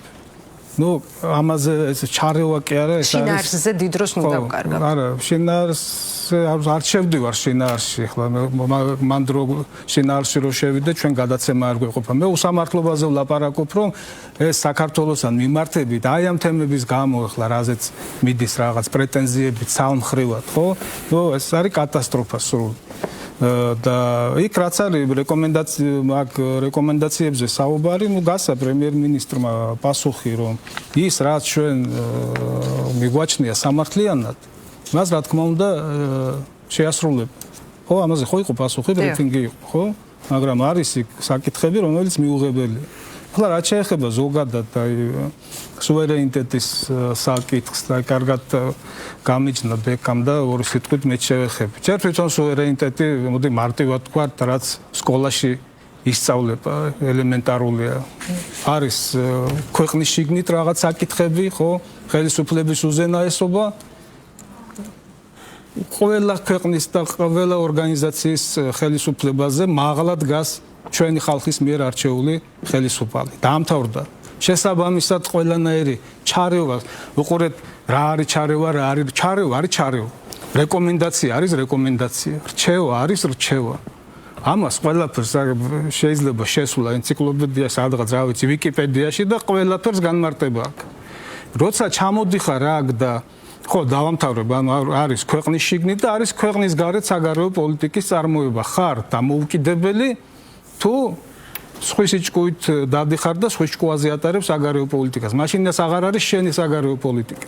მე ვეთანხმები აქ ვინც ბრძანა რომ 100% დამოუკიდებელი ქვეყანა მაგაგებით რომ შენ ყველაფერს შენს ჭკუაზე აკეთებდე ქვეყნის გარეთ არ არსებობს და რატომ არ არსებობს? იმიტომ რომ მithვალისწინებ სხვა ქვეყნების ინტერესებს. როგორც ქვეყნის შიგნით, ასევე ქვეყნის გარეთ, ხო? ინტერესების შეთანხმება არის ზუსტად საგარეო პოლიტიკა და იქედან გამომდინარე თუ რომელ ქვეყანასთან გააქვს მეტი თანხwebdra ამ ინტერესების, აქედან გამომდინარე გაქვს უკვე ურთიერთობები, ვინ არის სტრატეგიული პარტნიორი შენი, ვინ არის უბრალოდ პარტნიორი, ვინ არის მეზობელი, ვინაა კეთილი მეზობელი, ვინაა მტერი და ოკუპანტი. აი ესე ლაგდება ეს ყველაფერი. და ეს ინტერესები ჩვენ გაწერილი გვაქვს დაწყებული კონსტიტუციიდან პირველ გამოსვლაში თქვი დამთავრებული სხვადასხვა კონცეპტუალურ დოკუმენტებში. მათ შორის გვაქვს გაწერილი ეროვნული ღირებულებები. და სახელმწიფო და ეს ხელისუფალი, რომელსაც ვირჩევთ, ემსახურება ზუსტად ამ ეროვნული ღირებულებების დაცვას. ეროვნული ინტერესები, რომელიც გაწერილია დეტალურად, აი ამ ღირებულებების მისაღწევად არის. ეს არის ერთგვარი გზამკვლევი, რაზეც თქვენ საუბრობთ. ხო, რა თქმა უნდა, ეს იყოს, მაგრამ იმოცემულობაში რა მოცემულობაც დღეგულს გვაქვს. მივალ უკვე რაღაც ნიუანსებს მინდა შევეხო ახლა, რაც შეეხება უკვე ამ ორგანიზაციებში გაწევრიანებას და ნებაყოფლობით რაღაც სუვერენიტეტის რაღაც ნაწილზე ვარის თქმას, ხო? ჩვენ როცა ვერთიანდებით ევროკავშირში, ანუ გამოვთქვით სურვილი, მოვაწერეთ ხელი ასოცირების შეთანხმებას, ავიღეთ ვალდებულებები და მივყვებით ამ ვალდებულებების შესრულებას. ათასობით რეგულაცია არის გატარებული, ათასობით, არ მახსოვს ზუსტი ციფრი, მგონი 7000-ია თუ რაღაც ეს ჩამჩა თავში, ვიცი გარკვეული სხვადასხვა უწყებების მაგალითად რომელმა უწყებამ რამდენი რეკომენდაცია, რამდენი საკანონმდებლო აქტი მიიღო, რამდენი კანონქვემდებარე, რამდენი შიდა აქტები და ასე შემდეგ. იგივე ბექამ ახსენა სურსათის უნებლობის საკითხები და ასე შემდეგ. ეს აღებული გვაქვს. სხვათა შორის გაუქმებული იქნა ეს სააგენტო. ახლა როცა ლაპარაკობენ რომ ჩვენ ევროკავშირი მედასავლეთეები ვართ, როგორ იყავი, როგორ იქწოდი შენ ევროკავშირში გაწევრიანებისთვის, როცა სურსათის უნებლობის სააგენტო გაუქმდა. აი რანაირად როგორ აპირებდი ასოცირების შეთანხმების აი ამ ნაწილის შესრულებას, მხოლოდ ამ ნაწილში გექნებოდა ერთი 100-150 საკანონმდებლო და სხვადასხვა ტიპის რეგულაცია მისაღები. ამიტომ არის საკითხები, რასაც ჩვენ ნებაყოფლობით, რა თქმა უნდა, ვასრულებთ და ამ საკითხებში რეკომენდაცია ჩარევა არ არის. გამიგეთ, ეს არის მუშაობა ჩვეულებრივად ამ ორმხრივი შეთანხმების შესასრულებლად და მე რატო უსვამ ხას ეროვნულ ინტერესებს. ეს ნებაყოფლობით მხოლოდ იმიტომ კი არ არის, რომ მთავრობას უნდა ასე. ევროინტეგრაცია გაწერილია კონსტიტუციაში, თუმცა იქ არ უნდა იყოს დღეს ყველა თანხმდებით ამაზე, მაგრამ გაწერილია სხვა იგივე უსაფრთხოების კონცეფცია რო ვახსენე, იქ არის იწყება ეროვნული ღირებულებებით და შემდეგ მიდის ეროვნული ინტერესები და ევროინტეგრაცია ევროსტრუქტურებში ინტეგრაციის განვითარება თუ აღრმავება თუ რაღაც ეს ფორმულირება არ მახსოვს, გაწერილია და შესაბამისად, როცა კონცეფციის თანახმად, კონსტიტუციის თანახმად მოქმედებ, ვაფორმებ შეთანხმებას და მივიყვები ამ შეთანხმების შესაბამისად გაფორმებულ რეკომენდაციებს, ეს არ არის ჩარევა. მაგრამ როცა ჩამოდის აქ ნებისმიერი ქვეყნის პოლიტიკოსი და ადის ბარიკადებზე, არ არსებობს არანაირი დასაბუთება იმისი, რომ რომელიმე ქვეყნის პოლიტიკოსი შეიძლება ავიდეს სხვა ქვეყანაში პოლიტიკური აქციის სცენაზე. მით უმეტეს ხელისუფლების წინააღმდეგ. არ არსებობს ამისი, რაც არ უნდა დამხობის მოთხოვნა. ხო, ეს უკვე ცალკე პირდაპირ. ანუ აქ ჩვენ ახლა ნიკამ ახსენა რაღაც დეტალები და არ მინდა ახლა უკვე ვიწრო იმაში არის შესვლა და პოლემიკაში არ მინდა შესვლა ახლა. მე ციხეში არავინ არ მიხარია, არავინ, ყველელიც არ მიხარია ციხეში. ხო, ეს არის ნორმალური ადამიანური მიდგომა, მაგრამ არსებობს რაღაც ელემენტარული არსებობს კანონები და მოდი მაგ ძალადობას რაღაც შევეხეთ ახლა ძალადობის თემას. 31 მარტია დღეს და 9 აპრილიდან მოყოლებული კი არა 9 აპრილამდე რაც აქციები იყო ახლა ჯონდის ყველაზე კარგად ახსოვს აქ მსტომთაგან ყველაში მონაწილე ყველაში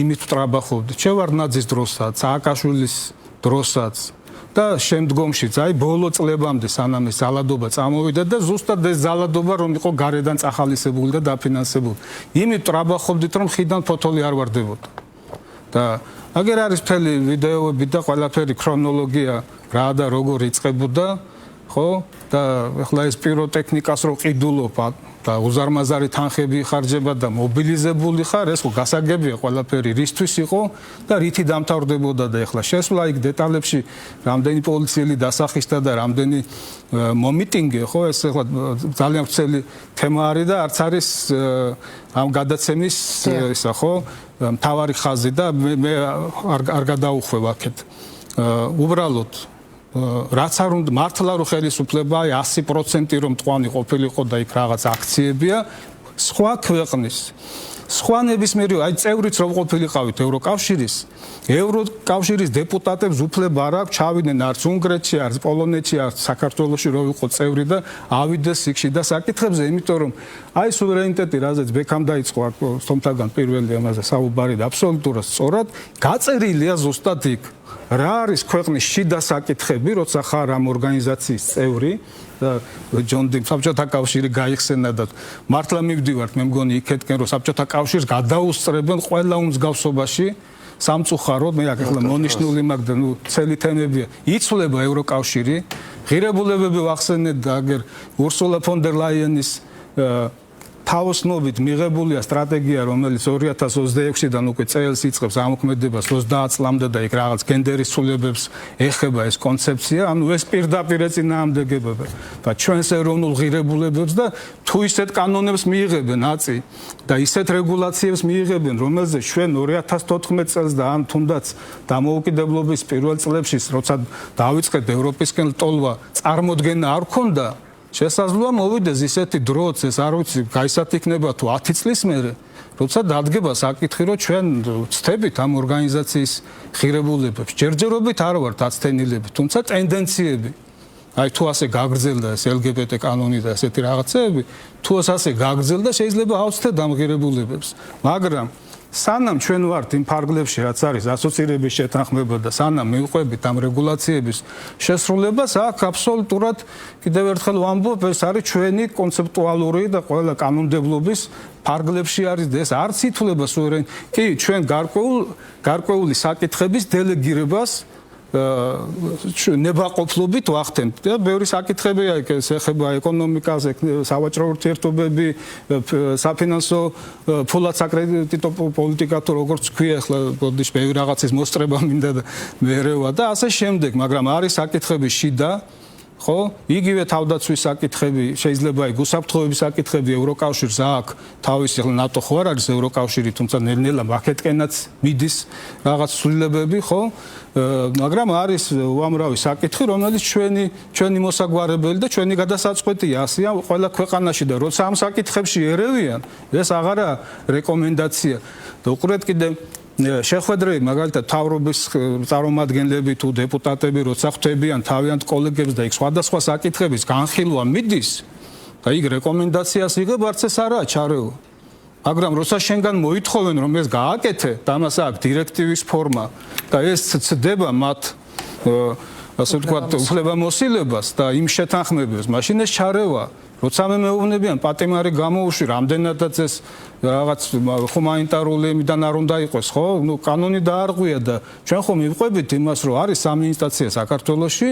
და ყველა თანხმდებით იმაზე რომ სტრასბურგის გადაწყვეტილებები არის შესასრულებელი აქ ახლა ხო თქვი რომ არის შიდა ისა თუ სუვერენიტეტზე ვლაპარაკობთ მაგრამ ჩვენ ნებაყოფლობით გვაქვს ის აღიარებული რომ ჩვენზე ზემდგომი იმ გაგებით კი არ არის აქ ჩვენი ინსტანციაა და მესამე ინსტანციაა ჩვენი კანონმდებლობით მაგრამ ჩვენ ვაღიარებთ სტრასბურგის სასამართლოს გადაწყვეტილებებს როცა ტყუნდება აქაური სასამართლო განაჩენი იმას რომ ასრულებთ. როდესაც სტრასბურგის სასამართლოს გადაწყვეტილებაზე არის საუბარი, მათ შორის იმ საქმეებზე, რომელსაც აქ უწოდებდნენ საქართველოში პოლიტიკურად მოტივირებულს, საქართველოს სასამართლოს გადაწყვეტილებები თანხმედრასში მოდიოდა სტრასბურგის სასამართლოს გადაწყვეტილებაზე. ხო, მაგას ვამბობ, ანუ თუ წუნდება აქაური განაჩენი, ის უნდა შესრულდეს, მაგრამ თუ თანხმედრაშია და თუ იგივე გადაწყვეტილებას ადასტურებს სტრასბურგის სასამართლო, რაღაცია საუბარი, ხო? ამიტომ სტატისტიკა ერთია და არის ხმაურიანი საქმეები.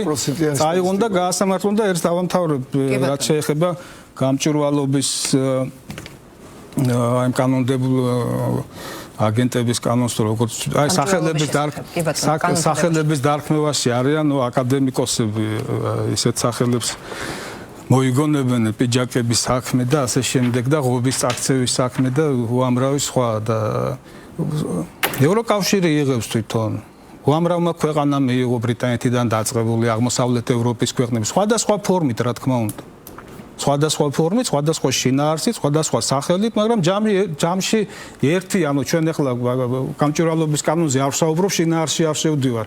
თავარი რა არის იქ ყველგან? გარედან ჩარევა არის ყველასთვის მიუღებელი. აი ყველა კანონი ახლა რომელიც არ უნდა აიღოთ, შეიძლება შინაარსობრივად არ არის იგივე, რაც ჩვენთან არის. ქვეყანაში მოქმედებს. ხო, ყველგან არის თავარი ღერძი არის ის, რომ გარე ჩარევა არ შეიძლება. ანუ აი კითხვა თემა. ხო, თემა რაც არის გადაცემის თავარი, აი ყველა ამ კანონში ეს არის ხაზგასმით, რომ გარე ჩარევა არის მიუღებელი და ამის აღკვეთას ემსახურება ეს კანონები და გარე ჩარევების დაფინანსებას ემსახურება დაფინანსების აღკვეთას. კი ბატონო, გასაგებია. ბექა და ბატონებო ზოგადად გადაცემის ამ ნაწილში უკვე შეგიძლიათ რომ ერთმანეთს მიმართოთ შეკითხვები და დასასრულისკენ ნელ-ნელა წავიდეთ დასკვნითი ნაწილისკენ. რადგან თანხმდებით ბექა რომ ყველა ქვეყანა საკუთარი ინტერესებით მოქმედებს და იმედი მაქვს ამაზე მაინც ვთანხმდებით. პოლიტიკოსები როგორც წესი საკუთარი ქვეყნის პოლიტიკური ინტერესების შესაბამისად მოქმედებენ, ხომ არ უნდა გავითვალისწინოთ ის რომ მათ დამოკიდებულებაც საქართველოსთან მიმართებაში მათ მიერ გაკეთებული განცხადებები თუ პოზიციონირება გამომდინარეობს რა თქმა უნდა მათივე ქვეყნის ინტერესებიდან. კი, ცხადია. ამას დისკუსიაში ვერ შემოვალ, იმიტომ რომ ცხადია რომ მის ქვეყნის ინტერესებიდან არის გამომდინარე. ეხლა ჩვენ რა არის, რაზე არ ვისაუბრეთ? რადგან კონკრეტულად არ ვსაუბრობთ განყენებულად, რა ქვია, სუვერენიტეტზე ზოგადად, ბატონმა ჯონდი ვესტფალიის ზავის ახსენა და სუვერენიტეტის თქვათ, როგორც აკვნათ ეს მოვლენა ითვლება.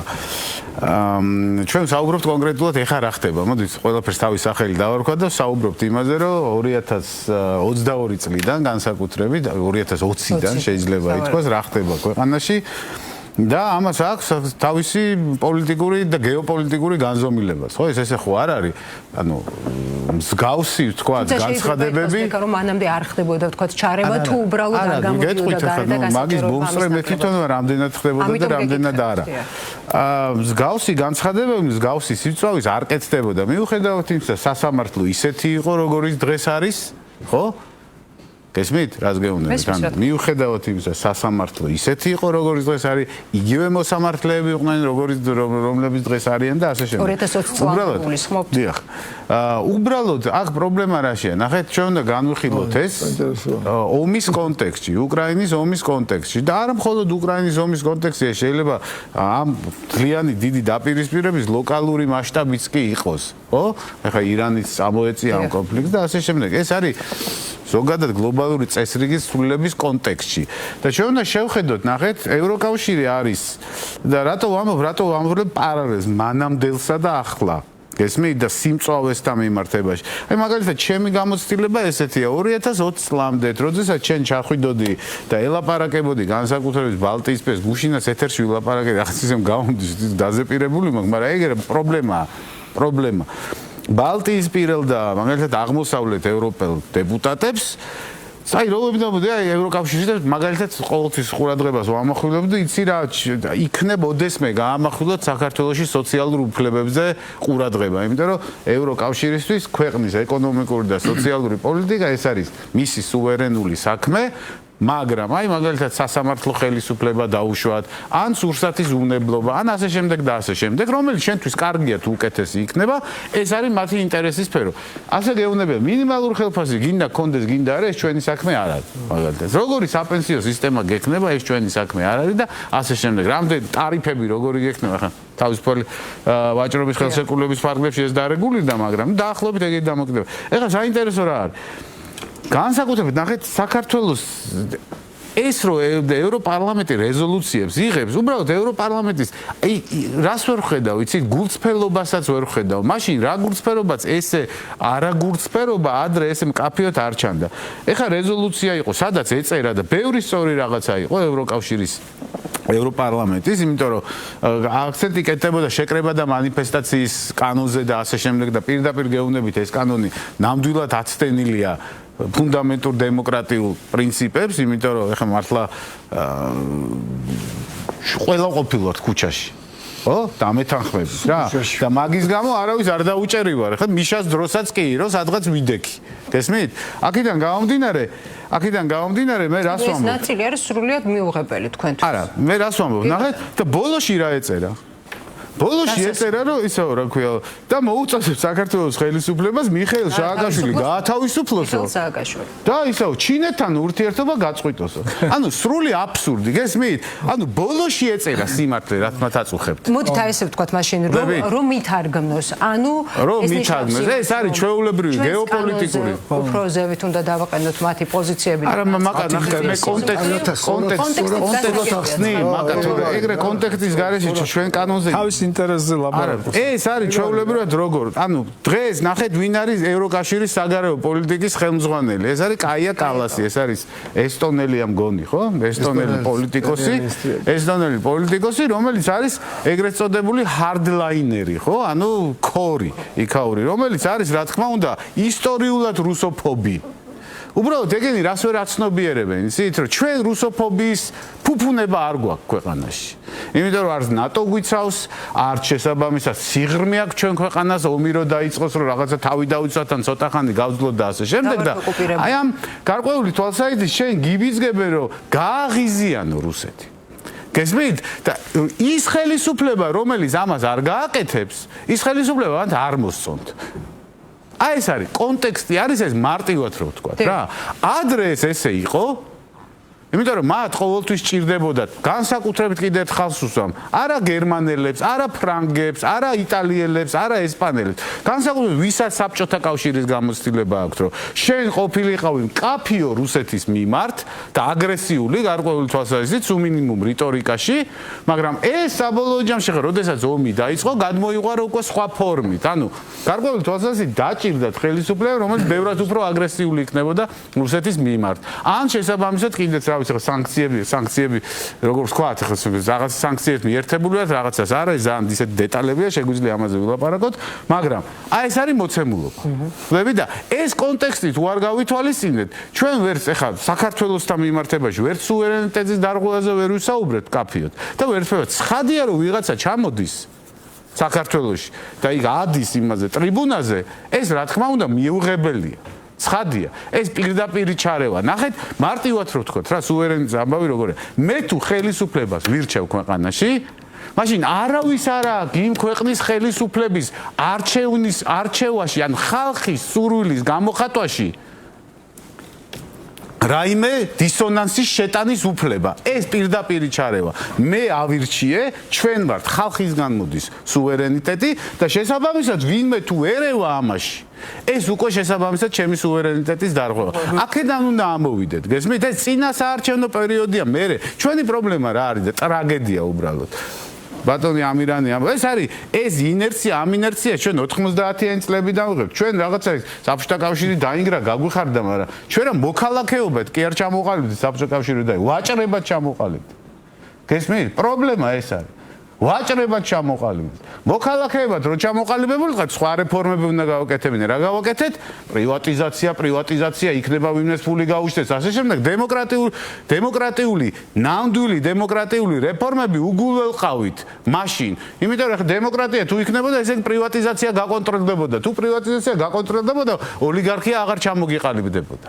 ქვეყანაში. გესმით და ეს დემოკრატიული ინსტიტუტები მერე შენ აგიწყეს ვიღაცეებმა. ჩამოვიდნენ, აბა ინგლისური ვინც ის, ინგლისური იცის, მოდი ამ NGO-ში არ გინდა მუშაობა. კი, როგორ არ მინდა, იმიტომ სტატუსის გაიჩინა იმ ადამიანმა მერე NGO-ში მუშაობა რო დაიწყო, ადამიანი გახდა, რაღაცა ისეთი წარმოსადეგი ტელევიზიაში დაუძახეს, უთხრეს რო ხო რაჭკვიანი ხარ და ზემოდან გვასწავლა მერე დემოკრატია როგორ ფუნქციონირებს, მაგრამ ეს ჩვენი ბრალია, არავისი ბრალი არ არის.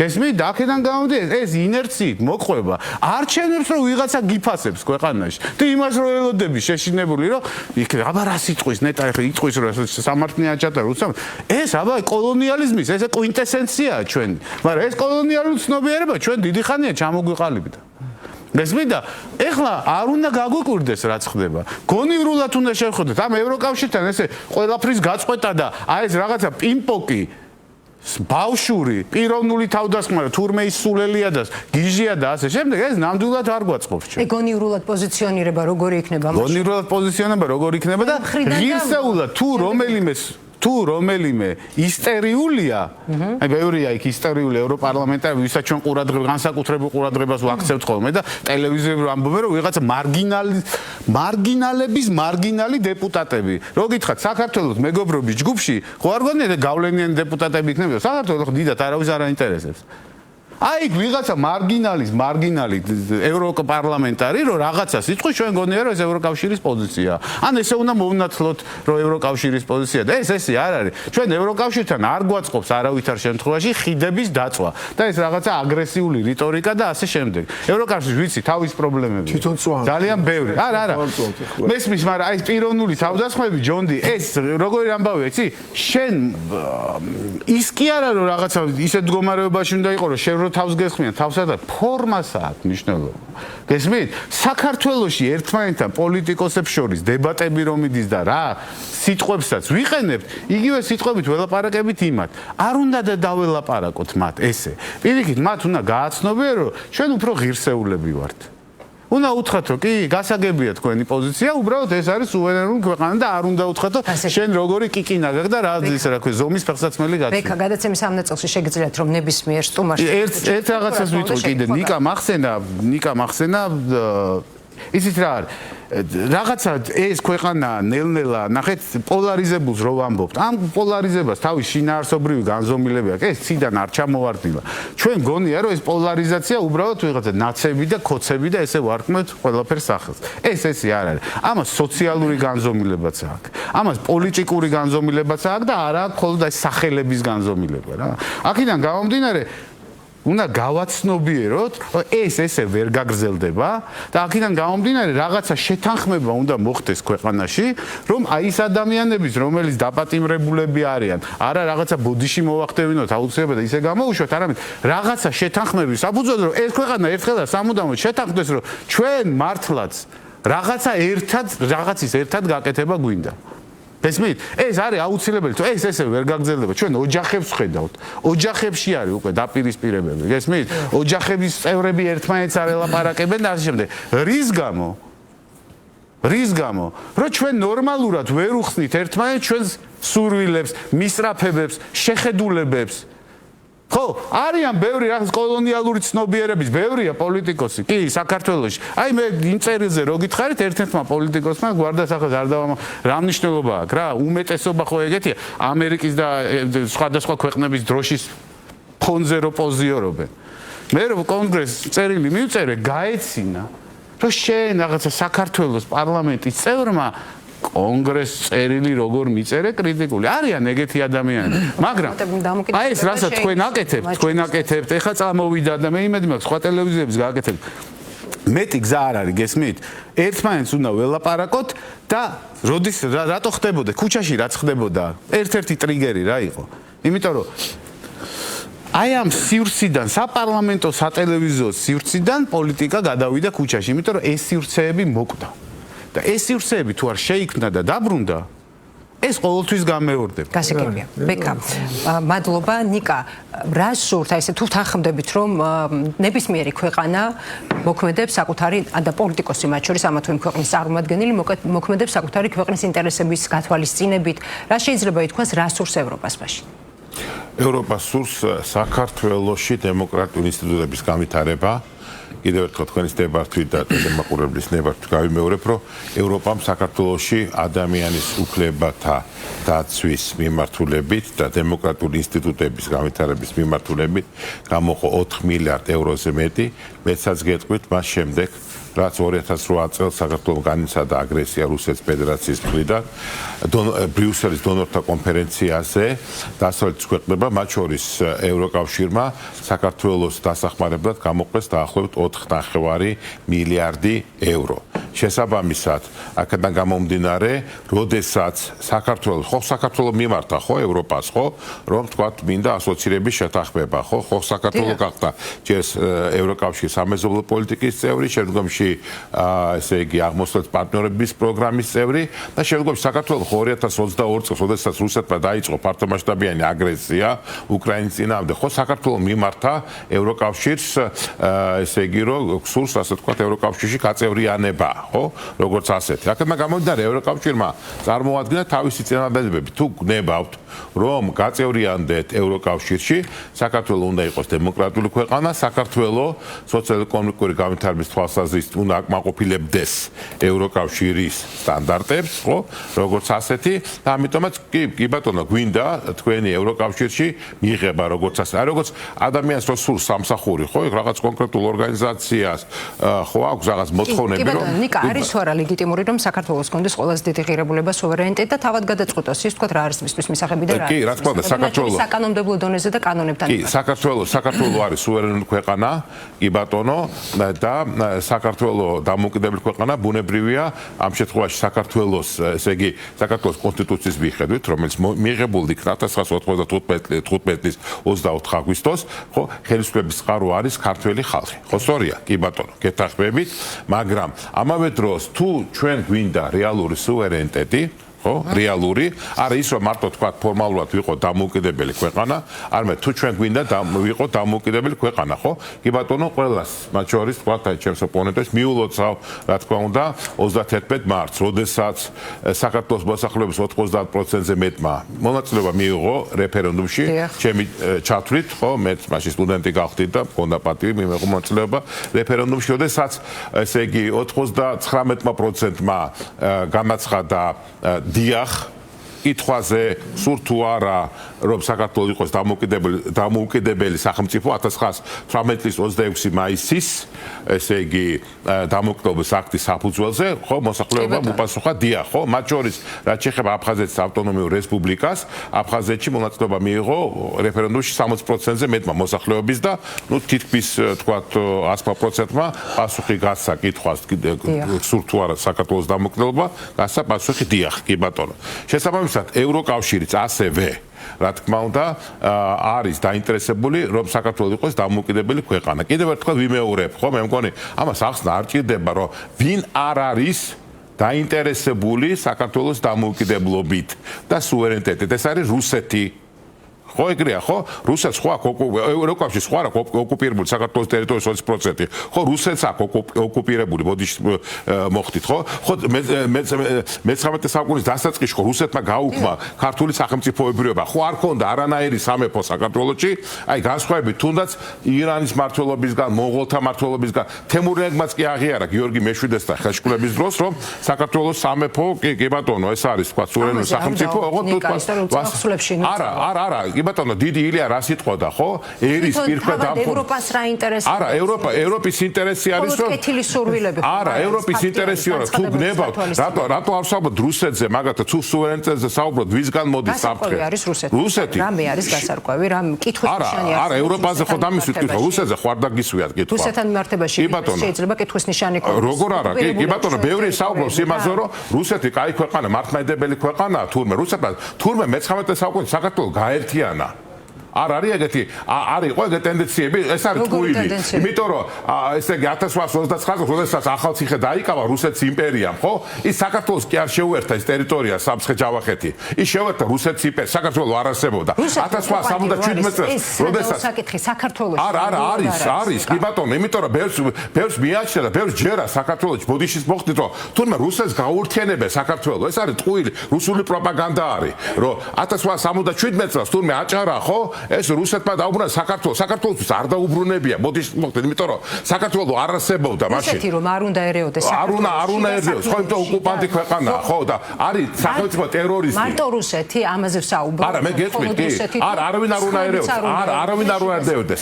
მარტო საქართველოს არის დამოუკიდებელი ქვეყანა და შესაძლოა, როდესაც საუბრობთ საქართველოს პროდასავლურ თუ პრორუსულ კურსზე, თუ პროაღმოსავლურზე, თუ პროსამხმრთულზე, მე გეტყვით შემდეგს. საქართველოს საგარეო პოლიტიკა უნდა იყოს პროქართული. რას ნიშნავს პროქართული პოლიტიკა? პროქართული პოლიტიკა ნიშნავს შემდეგს, რომ საქართველოს ხო ჭირდება, ხო, თქვა მოკავშირე, ხო, ესე ხო ვერ იარსებობს, ხო? საქართველოს არც საქართველოს ამერიკას ჭირდება მოკავშირე, სუპერ სახელმწიფოა, ხო? ევროკავშირი ჭირდება მოკავშირე, ხო? საქართველოს მithonits პატარა ქვეყანას, ხო? 3000 წლოვანი ისტორიის ხო ჭირდება მოკავშირე. შევთანხმდით. ჭირდება ვინ უნდა იყოს საქართველოს მოკავშირე? ვინც პატივს საქართველოს სუვერენიტეტს, ვინც აღიარებს, რომ აფხაზეთი სამხრეთ ოსეთის ავტონომიური ოლქი სამაჩაბლო ეს არის საქართველოს ისტორიული ნაწილი, ეს საქართველოს ეკუთვნოდა. ჩემი გამოგონება ხო არა, რუკები არსებობს ამის, რომ აფხაზეთი სამხრეთ ყოველთვის ოსი ხალხის, აფხაზი ხალხის უფლებები საქართველოს ტერიტორიის ფარგლებში იყო დაცული. ამის აღიარება არსურს რუსეთს.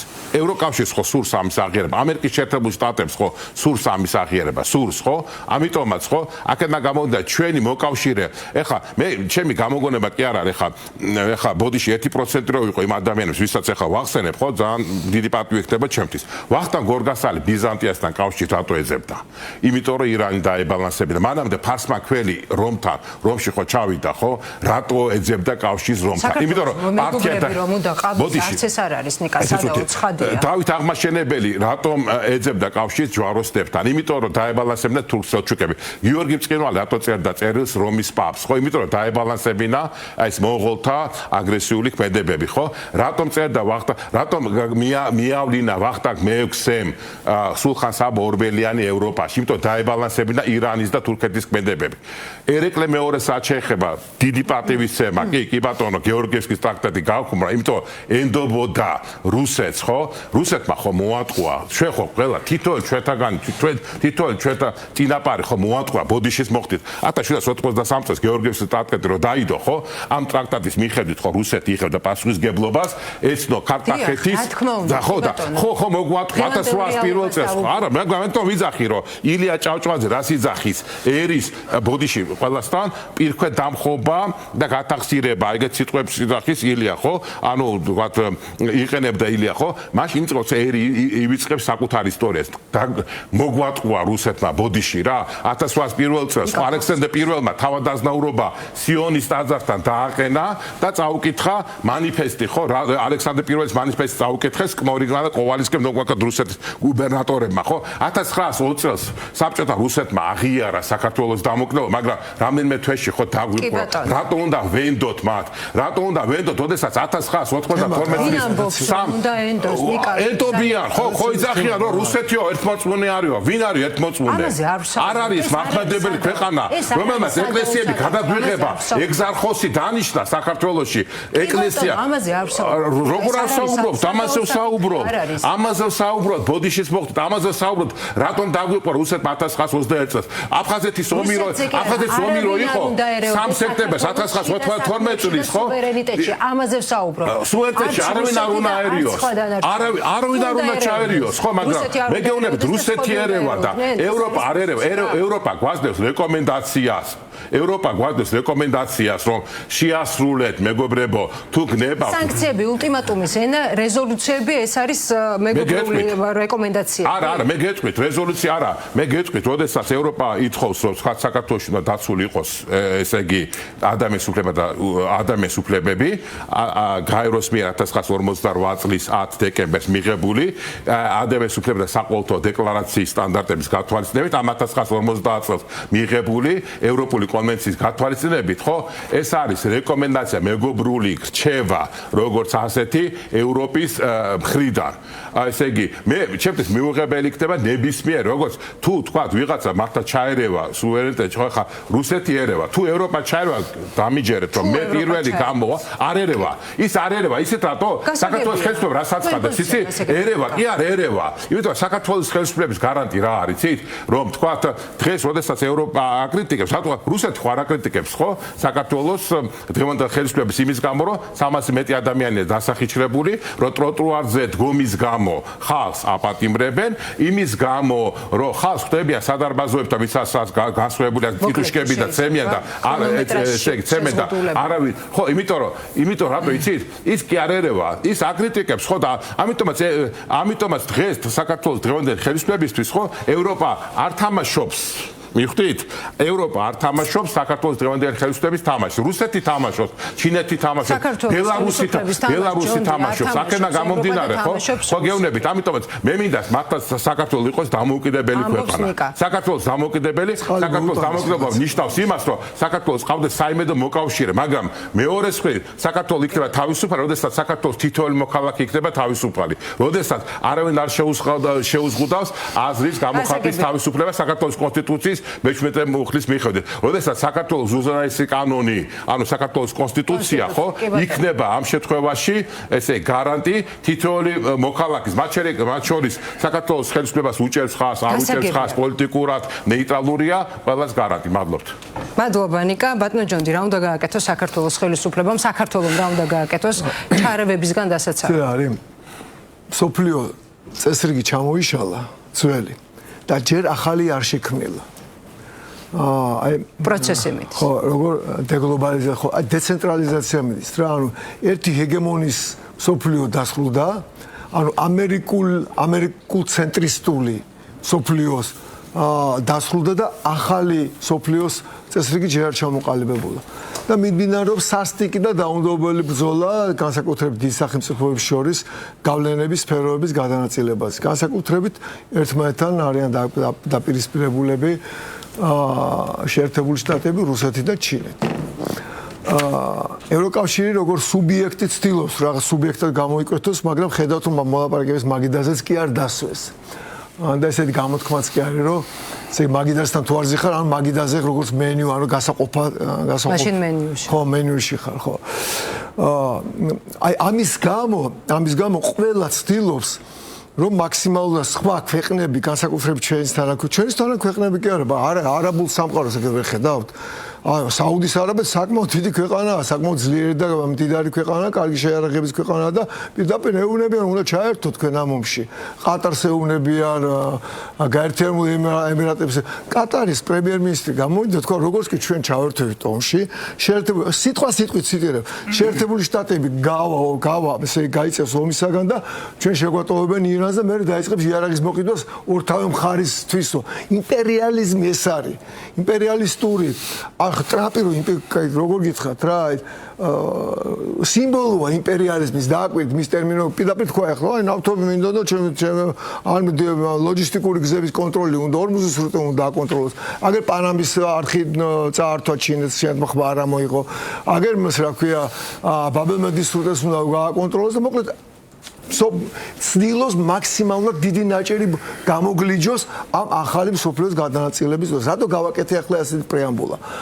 ამისათვის რომ შენ ჩაგთო ომში, ხო ჩვენთვის უნდათ ისე სხვათა შორის ჩვენ ძალიან დიდი ზეწოლა იყო ჩვენზე, აზერბაიჯანზე, ყაზახეთზე, მოლდოვაზე, რომ ჩვენ გაგვეხსნა მეორე ფრონტი. ეს ღიად ჯერ ჩვენ მთავრობას განაცხადა და ღიად ჩანდა, ხო?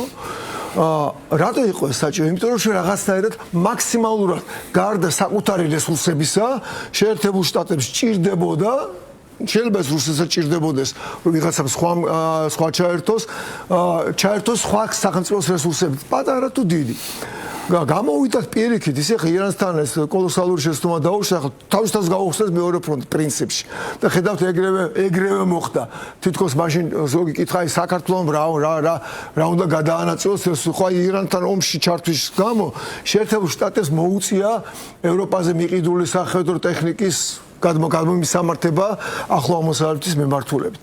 ეხლა რატო საითკენ მიმყავს?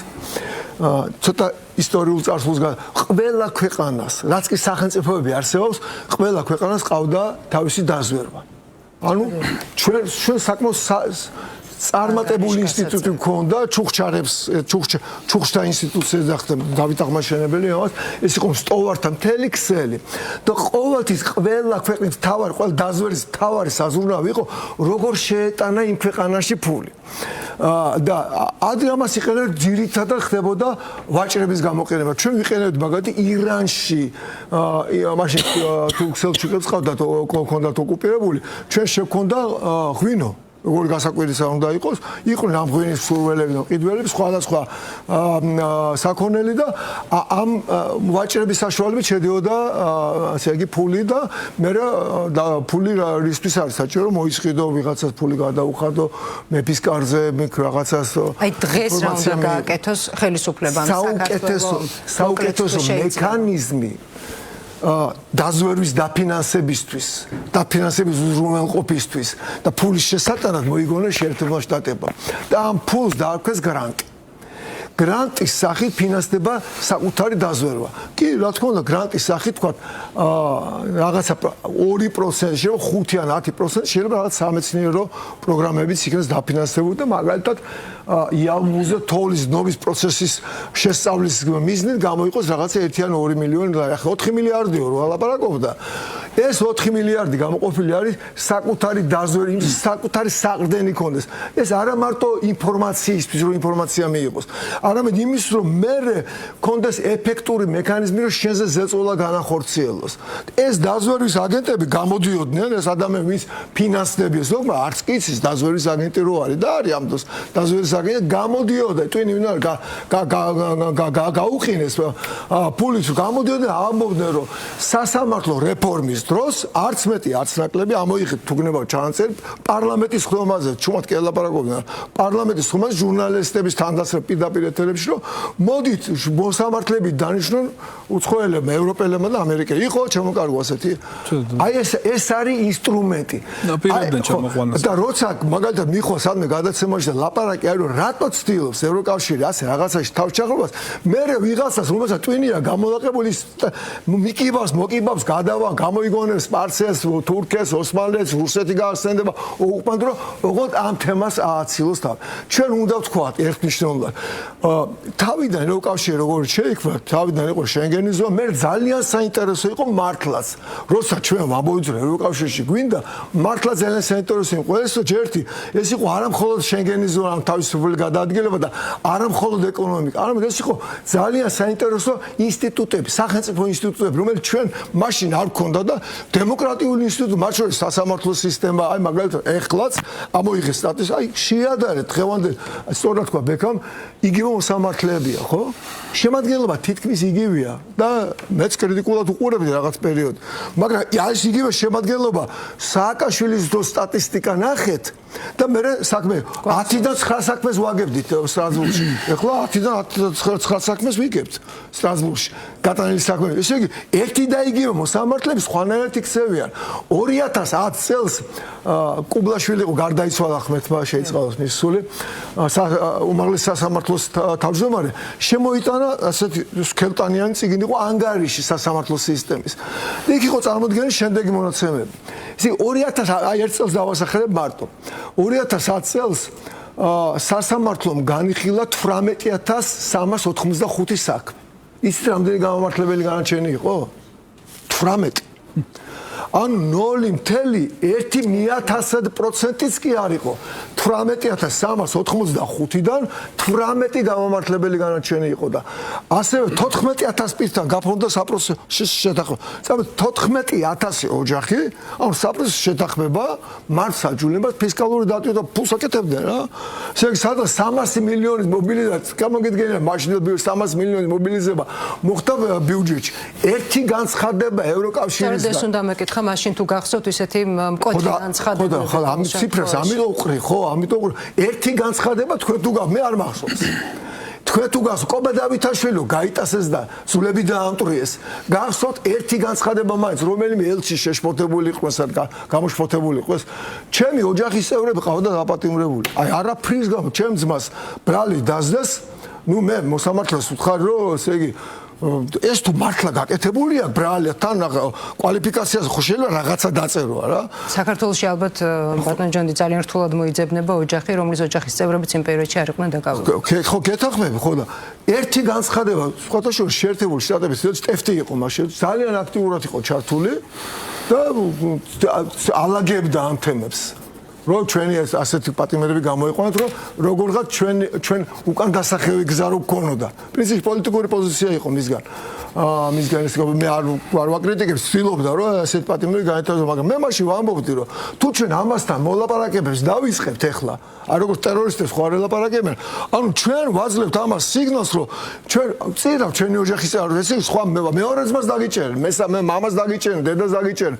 ანუ მაშინ საერთოდ უარი უნდა გეთქვა პოლიტიკურ მოღვაწეობაზე. ერთი განცხადება ან სააკაშვილის და ჩემი დაპირისპირება თუ გახსოვთ პარლამენტში. გახსოვს კი. ერთი განცხადება ბასი იჯდა მე უყურებ ხმა ჩამოვარდა კაც. ერთი განცხადება გახსოვს რა ქვია მისგან რა ქვია დემოკრატიის შუქურა. ხო დემოკრატიის შუქურა გახსოვთ. ხო მეტი არაფერი. ეგ იყო. ხო ასე. ბატონო მირა რა უნდა გააკეთოს საქართველოს იმისთვის რომ გარიჩარებები აირიდოს ან დაიცვას თავი. რთული კითხვა, მე ნიკას თემით დავიწყებ. არა, შეკითხვები მე აქ ოპონენტებს საერთოდ ნიკამ ოპონენტები ახსენა და უფრო ალბათ კოლეგები ჭობთ. მეგობრები, იმიტომ რომ განსაკუთრებით რუსეთის საკითხში აქ ოპონენტი არავინ არა. ეხლა რატო უსვა მამას ხალხს ეცით რომ მაყურებელი უყურებს ეხლა 4 ადამიანი ვზივართ და როცა ერთი ადამიანი საუბრობს ემოციებით რუსეთზე შეიძლება იფიქრონ რომ ჩვენ რაღაც სხვანაირად ვფიქრობთ. რუსეთი არის ოკუპანტი. ხო, ანუ აქ ჩარევაზე ლაპარაკი აღარა. რუსეთთან არ გვაქვს დიპლომატიური ურთიერთობები. კეთდება იქედან განცხადებები რაღაცას ელოდებიან საქართველოსგან, მაგრამ აქედანაც პასუხი მისდის რომ წითელი ხაზი იციან. წითელი ხაზი არის ის რაც აი მე რატო დავიწყე ეროვნული საფრთხეების კონცეფციით სხვა დოკუმენტებშიცაა გაწერილი კონსტიტუციიდან დაწყებული მაგრამ ახლა როგორც სამხედროს პლუს სპეცსამსახურშიც ვიყავი ჩემი საყვარელი დოკუმენტია იმიტომ რომ ამის ირგვლივ მე ყველაფერი ეროვნული საფრთხეების კონცეფციაზე კონსტიტუციასთან ერთად შენდება ყველაფერი აბსოლუტურად იქ საფრთხეების დოკუმენტი ამხელა ხო არ გონიათ ვინმე ტყუილად ზის იქ და არაფერს არ აკეთებენ მიდის ეს ყველაფერი ამაზე მუშაობ რუსეთთან არ გვაქვს დიპლომატიური ურთიერთობა ოკუპირებული აქვს ტერიტორიები დამთავრებული აქვს საუბარი ახლა რაც უნდა იქედან განცხადებები აკეთონ თავდაუსმელობა ახსენე და მოწერილი გვაქვს ხელი ამ თავდაუსმელობაზე 6 პუნქტიან შეთანხმებაში 2008 წელს ევროკავშირის ხო ალიანსის დასკვნის მერე სარკოზის ჩარევით მანამდე 6 პუნქტიან შეთანხმებას მან 12 აგვისტოს როდის მოაწერა ხელი პირველი პუნქტი იწყება იმითი რომ ხარეები იღებენ ვალდებულებას არ განაახლონ საბრძოლო მოქმედებები დამთავრდა სამი დოკუმენტია ეგ სხვადასხვა ენაზეა შედგენილი ერთმანეთის გვერდზე არ აწერდნენ ხელს სააკაშვილი ცალკე აწერს ხელს ის რა ქვია ორი სეპარატისტი ცალკე აწერს ხელს და მედვედევი ცალკე აწერს ხელს სარკოზი რაღაცებს ადასტურებს პირველი პუნქტია მე მოყვება დანარჩენი ხო და აქ დამთავრებულია რუსეთთან მიმართები ჩვენ საუბრობთ ეხლა დღეს რაც ხდება დღევანდელ ვითარებაში როცა და აბსოლუტურად ბეკას ვეთანხმები კონტექსტი რა არის რა ირიან ბოლო წლებში ქვეყანა რომელიც იყო წლების განმავლობაში ასოცირების ტრიოს ლიდერი აი მაშინ მგონი პარლამენტში იყავი და ხო გახსოვს ეს ყველაფერი არა და უცებ რაღაც შეიცვალა რაღაც კი ვიცით რა შეიცვალა უცებ ხდება მოჩანჩალი ოში არ ჩავერთ უცებ ხო დაიწყო ომამდე დაიწყო აქ მთელი რევოლუციის ისა კონტეინერები და მთელი ამბავი შემოგზავნა იმის არაჟნის კონტეინერები და წავიდა დღესაც აი არ არსებობს ახლა ტელევიზია თქვენი მედიაც არ აშუქებს კვირა აი ორ კვირაში ერთხელ რაღაც რეიტინგი ქვეყნდება რომელ რეიტინგში საქართველოს ან პირველ ადგილზეა ან ხუთეულშია ან 20-ეულშია უსწრებს ნატოს წევრ ქვეყნებს ევროკავშირის წევრ ქვეყნებს და ასე შემდეგ ყველა მიმართულებით და რეზოლუციები არის რაღაცა სხვა და ვეთანხმები ბეკას რომ სხვადასხვა რა თქმა უნდა ევროპარლამენტი სხვადასხვა ის ხალხი რომლებიც თავის ქვეყანაშიც არ აურჩევია არავის და იქედან რაღაცა ჭკუას გვასწავლია ხო ანუ არის ევრობიუროკრატია არის სახელმწიფოები ევროკავშირში ნატოს წევრი ქვეყნები რომლებთანაც გვაქვს ურთიერთობები ევროკავშირთან საქართველოს არის ასოცირების შეთანხმების ვალდებულებების შესრულების რეჟიმში პროცესში და გაცხადებულია და მე ვცდილობდები რომ 2028 წლისთვის მეტი წილი ალბათ არ ვიცი რამდენზე ალბათ 90%-ზე ალბათ იქნება შესრულებული ეს ჩვეულებრივი პროცესია მაგრამ ის რაც დღევანდელი გეოპოლიტიკური ვითარებიდან გამომდინარე ხდება, ის რაც მათი ინტერესებიდან გამომდინარე ხდება, ჩვენი ინტერესების უგულველყოფით, რაც ისაუბრა ჯონდიმ, რომ გინდა თუ არ გინდა, შენ უნდა იყო ჩვენ რო ქონოდა ახლა იმის საშუალება, რომ აი ცეცხლში რო გაგდებენ და კარგი მუხის ან წაბლის ის რო ხარ დიდი რაღაცა მორი და შეიძლება ერთი წელი იწოდე, კი ბატონო, ფიჩხის საშუალის ქონდა ფუნქცია და ახლა არის რაღაც ინფორმაციები, რომელიც სანამ გასაჯაროვდებოდა, მანამდე ვიცოდი. ჩემი ურთიერთობებიდან გამომდინარე. და ვერავინ ვერ გადამარწმუნებს ვერასდროს. რა თქმა უნდა, ახლა ყველაფრის ლაპარაკის უფლება არ მაქვს, მე უბრალოდ ჩემი პასუხისგებლობიდან გამომდინარე, თორე არავინ არაფერს არ მიგზავნოს. მე ვერავინ ვერ გადამარწმუნებს ვერასდროს, სანამ ცოცხალი ვარ, რომ საქართველოს ზუსტად ცეცხლში შესამდები ფიჩხის ფუნქცია არ დააკისრეს გარკვეულმა ძალებმა. ეს ვიცი ზედმიწევნი დანამდვილებით. და დამთავრებული ლაპარაკია ეს. ჩვენ აი ყველაზე სტრატეგიული პარტნიორები რო გვეგონა. ზუსტად იმ ძალებმა გითხრეს, რომ აი შენ ეს ფუნქცია გააქვს. მაგით არ გვიღებდნენ ნატოში. მე პოსტები მაქვს დაწერილი, კი მიუქმებენ ამ სოციალურ ქსელს. 3 სოციალური ქსელი მაქვს გაუქმებული. 3, მე 4-ია და მარტივი მიზეზები. ამერა ბოდიში ტრამპს გაუუქმეს. ხო, ნუ Facebook-ი მე ვინჩი შეერთებული შტატების პრეზიდენტი იყო პირველი ვადის და ტრამპს შეერთებული შტატების პრეზიდენტს დაუხურა კაცის თავისუფლებაზეა ლაპარაკი. სოციალური ქსელებიდან პრეზიდენტს დაუხურეს. წინა პრეზიდენტობის დროს. წინა პრეზიდენტობის დროს.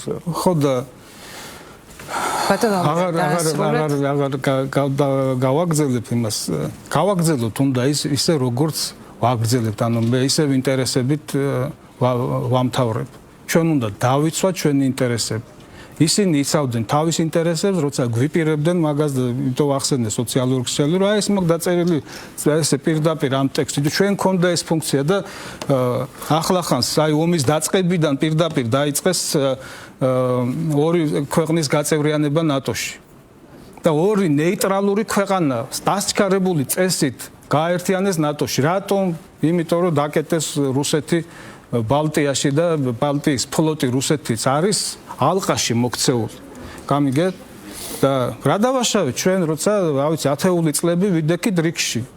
მე ჩემი სამსახურის გარკვეული წლები რაც ვიყავი თანამდებობაზე, როცა მეკუთვნოდა 2000 წლიდან სანამ გადამაყენეს 2005 წლამდე, ყოველ წელს წელიწადში 3-ჯერ 4-ჯერ ნატოში დავდიოდი და ძალიან ბევრი რაღაცას, რა ვიცი, პროექტი პირველივე ჩასვლიდან რაღაც ჩამოვიტანე და თავარი ერთ-ერთი პრიორიტეტი იყო გარდა იმისა, რაც მე შიგნით მევალებოდა ნატოსთან თანამშრომლობის გაღრმავება. და ვინ უნდა მასწავლოს ან ვინ უნდა შემეჯიბროს ამაში, რომ ეს კარგი იყო, არა, ცოტა მომეცით კიდე დრო. და